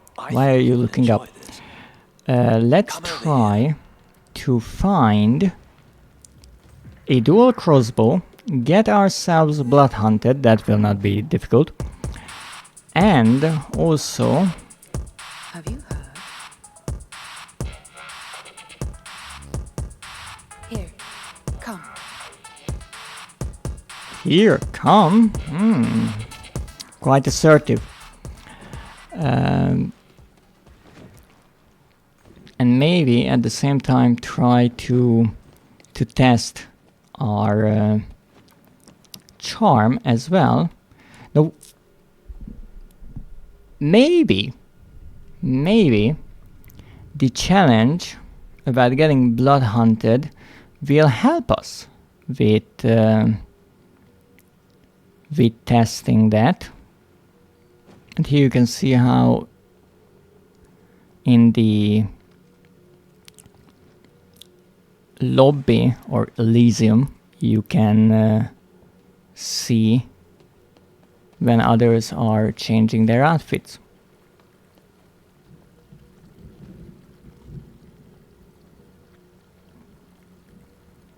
Dev Chahal. I don't think that means you are a developer, but who knows? Maybe back in the day people could even meet with developers of the game. That would be pretty amazing.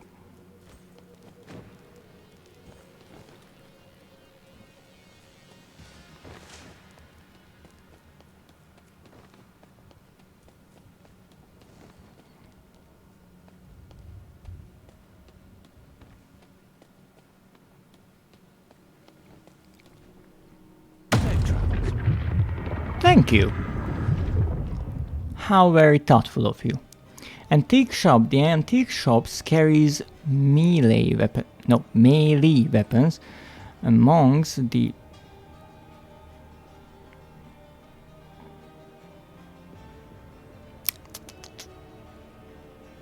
I can't read this fast.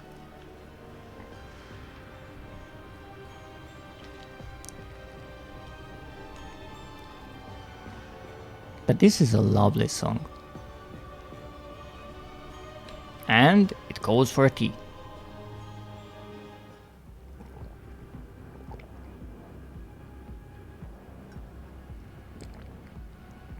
Where shall we go? There? I'm not sure. Let's go to the antenna. The antenna is interesting because it's the furthest away location on the map, and there was actually an octahedron nearby that I looked for through multiple games, because even if you start there, the fog or the gas really quickly takes it, so you don't have a lot of time looking around, and some of those octahedrons can be rather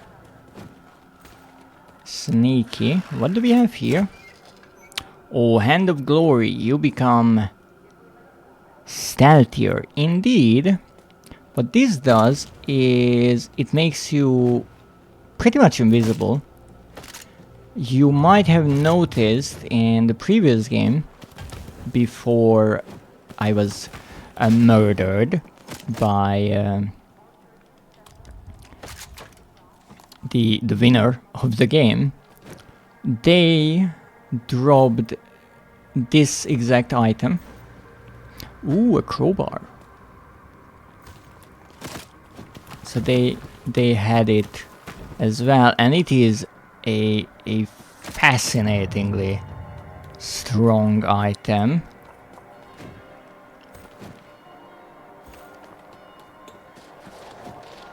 No, I see no dual crossbows, but what I see is a player there. Oh, immune!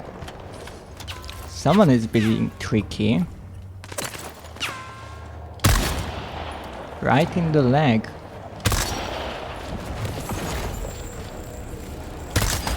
Oh ho ho ho ho ho ho ho ho. Would you look at you? I can't kill you there, can I? This is embarrassing, but don't worry. I'll fix it. Now let's get the heck out of here, because this is another spot for a sniper. I do have to say that I always found sniping rather interesting in most games, this being no exception. And I do have fun trying to hit some targets from far away. Not that I'm particularly good at such a thing, but let's go follow the noise.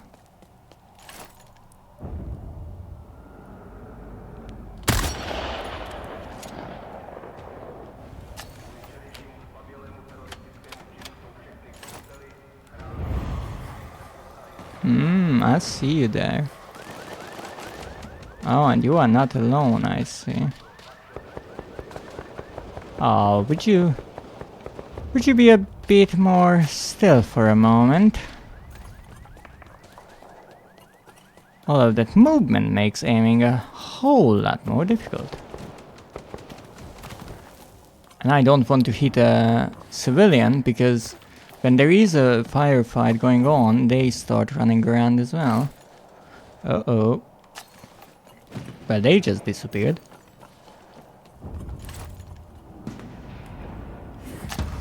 Someone just killed someone. The question is where?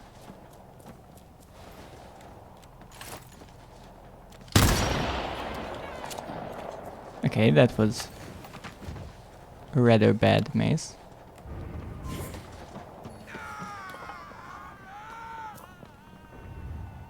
Goodness, what is happening here?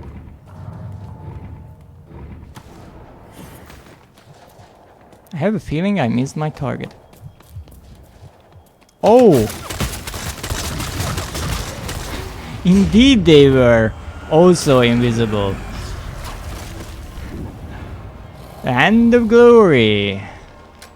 But I already picked it up. Wow, that's maybe the first time ever that I killed someone holding the Hand of Glory while I'm also holding one in my inventory. Rather fascinating. The invisible fight it was. But I'm still looking for double crossbows. And I should actually start working on my daily challenge of being blood hunted. I always kind of get sidetracked. Oh, that would have been such a nice and easy shot. Wow!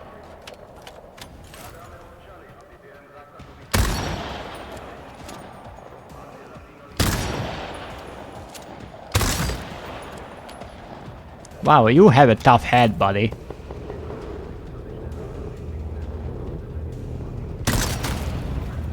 Bloodhunted takedown. Wait. I was supposed to be bloodhunted, not the person I kill. It's slight misunderstanding. Don't worry about it. Where are you? Oh, there you are. Stop getting away from me. Oh yes, it is indeed a killing spree. Uh-oh.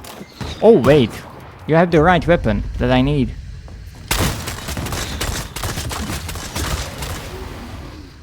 Wonders. Would you come down? I'm not good with this parkour thing. Nah, where? Where is it? Here it is. Okay. We have to switch out our sniper rifle, unfortunately. But now we have the necessary double crossbows. So let's get our armor up. Indeed, while we are putting our armor on, our invisibility disappears. Okay, where's the skirmish? There it is. What do you mean assist? I don't need an assist, I need a kill. But there it is. Takedown. And the rampage. You might have missed it, but it showed that I got the challenge. Ooh! Someone is getting murdered down there. Come on, go. Kill them. Oh, someone is being cautious. I don't like that.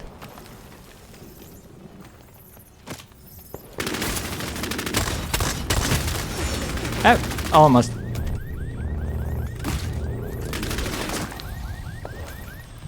Got my challenge, and they got their hand. Everyone picks up that. That one item, I feel like is one that everyone picks up because it's so strong. Now, what's the other thing that I need to do? Oh yes, the blood-hunted thing. But that's not necessarily difficult to do. We have to find a fight.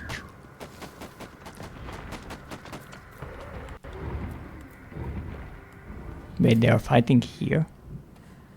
But the gas is there. I'm slightly confused. Oh! The lag is real. And it's here with us.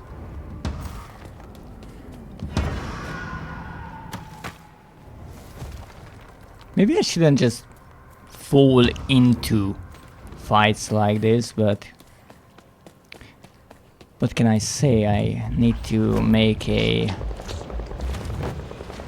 impactful first impression. I'm kind of proud of that joke. Okay. Oh, that was painful. That was really painful. Alone and depart. And they were invisible as well? Wow. But they certainly got me good. Now let's see. Yes, there's the 1200 points for our challenge. 5 eliminations. And almost half a level overall. Now with the Siren, obviously we did not level up because we already have the maximum level and we did the double tap 2 stakes. Which I do believe kind of brings us to the finale of our stream today. Salutations. Yes, here's the 1200 XP for the challenge, and you can actually see the challenge is here. Only one remaining. So we will be continuing our overview of this game from here, looking at yet another archetype next week, and then looking at the quests, the challenges, the journal, as well as the other parts of this wonderful game. I hope that, Good to see you. as much as I'm not really good at this game, even though I did have some decent matches and Well, hello. and Pleased to see you again. results, placements in matches today. I feel like what's more important is to have great moments, and we had a few rampages of 5 kill streaks, and also some double kills, even a revenge, I do believe. So we had, I think, a much better time when it comes to the gameplay than last time around. Thank you for the cleaning. I don't know what it is about me that that compels Zaf to clean me, first with the water and now with the tongue, but I'm not complaining. So I hope that you enjoyed this stream, and if nothing else, I'm able to show people what this game is about, and maybe later on in the form of videos, these streams will be able to show future gamers and those who miss this game what it was like, and just give a feel for this game and its vampiric experience. I do know for a fact that there are some words that I keep mispronouncing here, and as I said, I'm really fond of this game and Vampire the Masquerade overall, because it has such a lovely language. It uses really nice phrases and wordings, but there are a few ones that kind of provide a challenge to me, and I sometimes fail at them, but I always try to learn from my mistakes and check these words and learn them as much as possible and not mess them up too much. So I do apologize for my mistakes there, but honestly, one aspect of last week's stream that I wasn't too fond of is I'm not really good at multitasking and trying not to die in the game, and actually having some decent placements, and also talking about the game didn't work out too well. So now I try to break up the stream more into just the gameplay with the matches and the deep dive with the monologues in the menu and showing all the parts, the the challenges, the store, and the pass. And I hope, as much as it made the stream a bit more fragmented and less action-packed, I do hope that it was a fun experience for my wonderful viewers. And hopefully it gave everyone a bit of an insight into this game. But I definitely enjoyed it a lot, and I'm happy that I got to show more of this game, and I definitely will continue next week. This week I will be back 2 additional times. Next on Wednesday with Mist, we are returning to the island and hopefully solving more of its puzzles. How many belts is that guy wearing? Actually, let me give you the best answer that I can. 2, I do believe. Which is actually not that many. There are outfits with more. Now if you count the one across his chest, I do believe that's a 3rd. And maybe even more. I'm not sure. It also says, I do believe 17, but I don't know what that refers to. Now if you count the chain as well, then there's another chain around his hips and one around his torso, and I think there are actually 2 additional belts in the fabric or underneath the fabric. So I think the proper answer is a many. But hey, it's fashionable. And finally I can see that I have 4,600 tokens.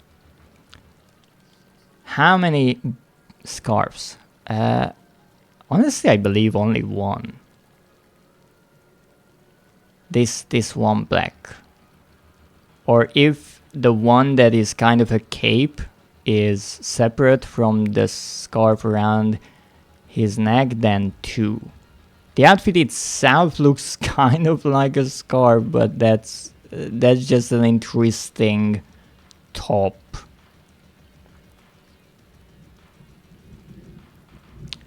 If we don't count all the little split ends, it kind of looks like someone started putting on a shirt or a top and just kind of stopped halfway. But again, it's lovely that there are physics with the outfits, and they added these little dangling bits of fabric to make even the outfit more interesting and interactable. You can even see the chain moving on his leg. So there are many nice details, and with the graphics, I think this game is still really nice today. There is another red under the black. You think he has a 3rd scarf? Maybe you are right. Maybe you are indeed right. I thought that was part of the shirt. But again, you might be right. With the belts, it's also a question what is that red strip at the top of the pants? That might be actually part of the pants, or that is kind of a sewn in belt, which would add another. Not to mention those small tiny belts sewn onto the back of the shirt on the shoulder, and you can see some zippers everywhere and chains. So who knows?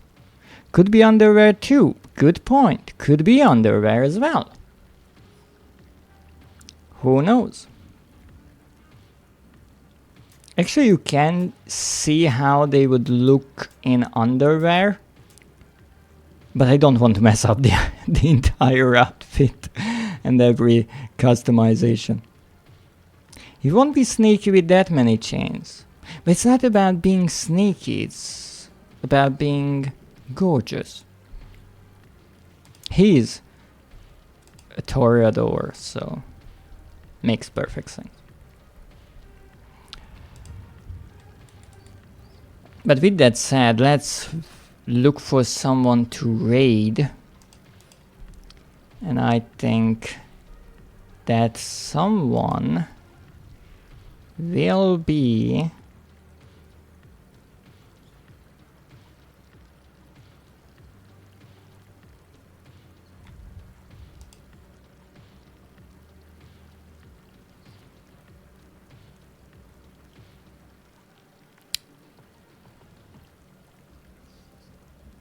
Punk Brock VT streaming some art.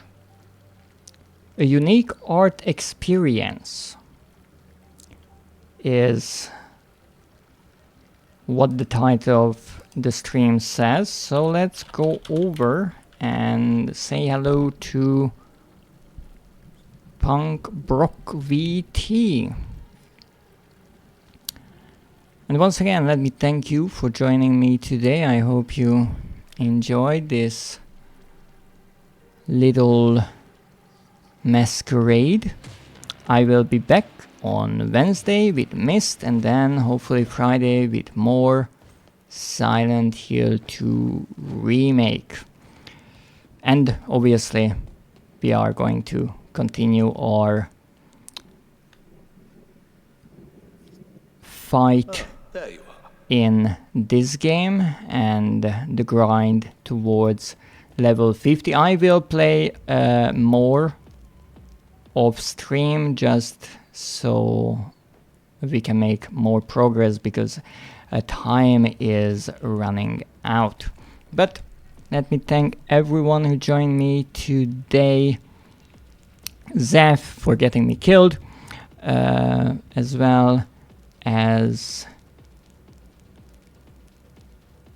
Juggy for the follow and Zeph for the bits. I greatly appreciate all of you, and I will be back on Wednesday. But until that, have a wonderful evening, and as always, good night. Sleep.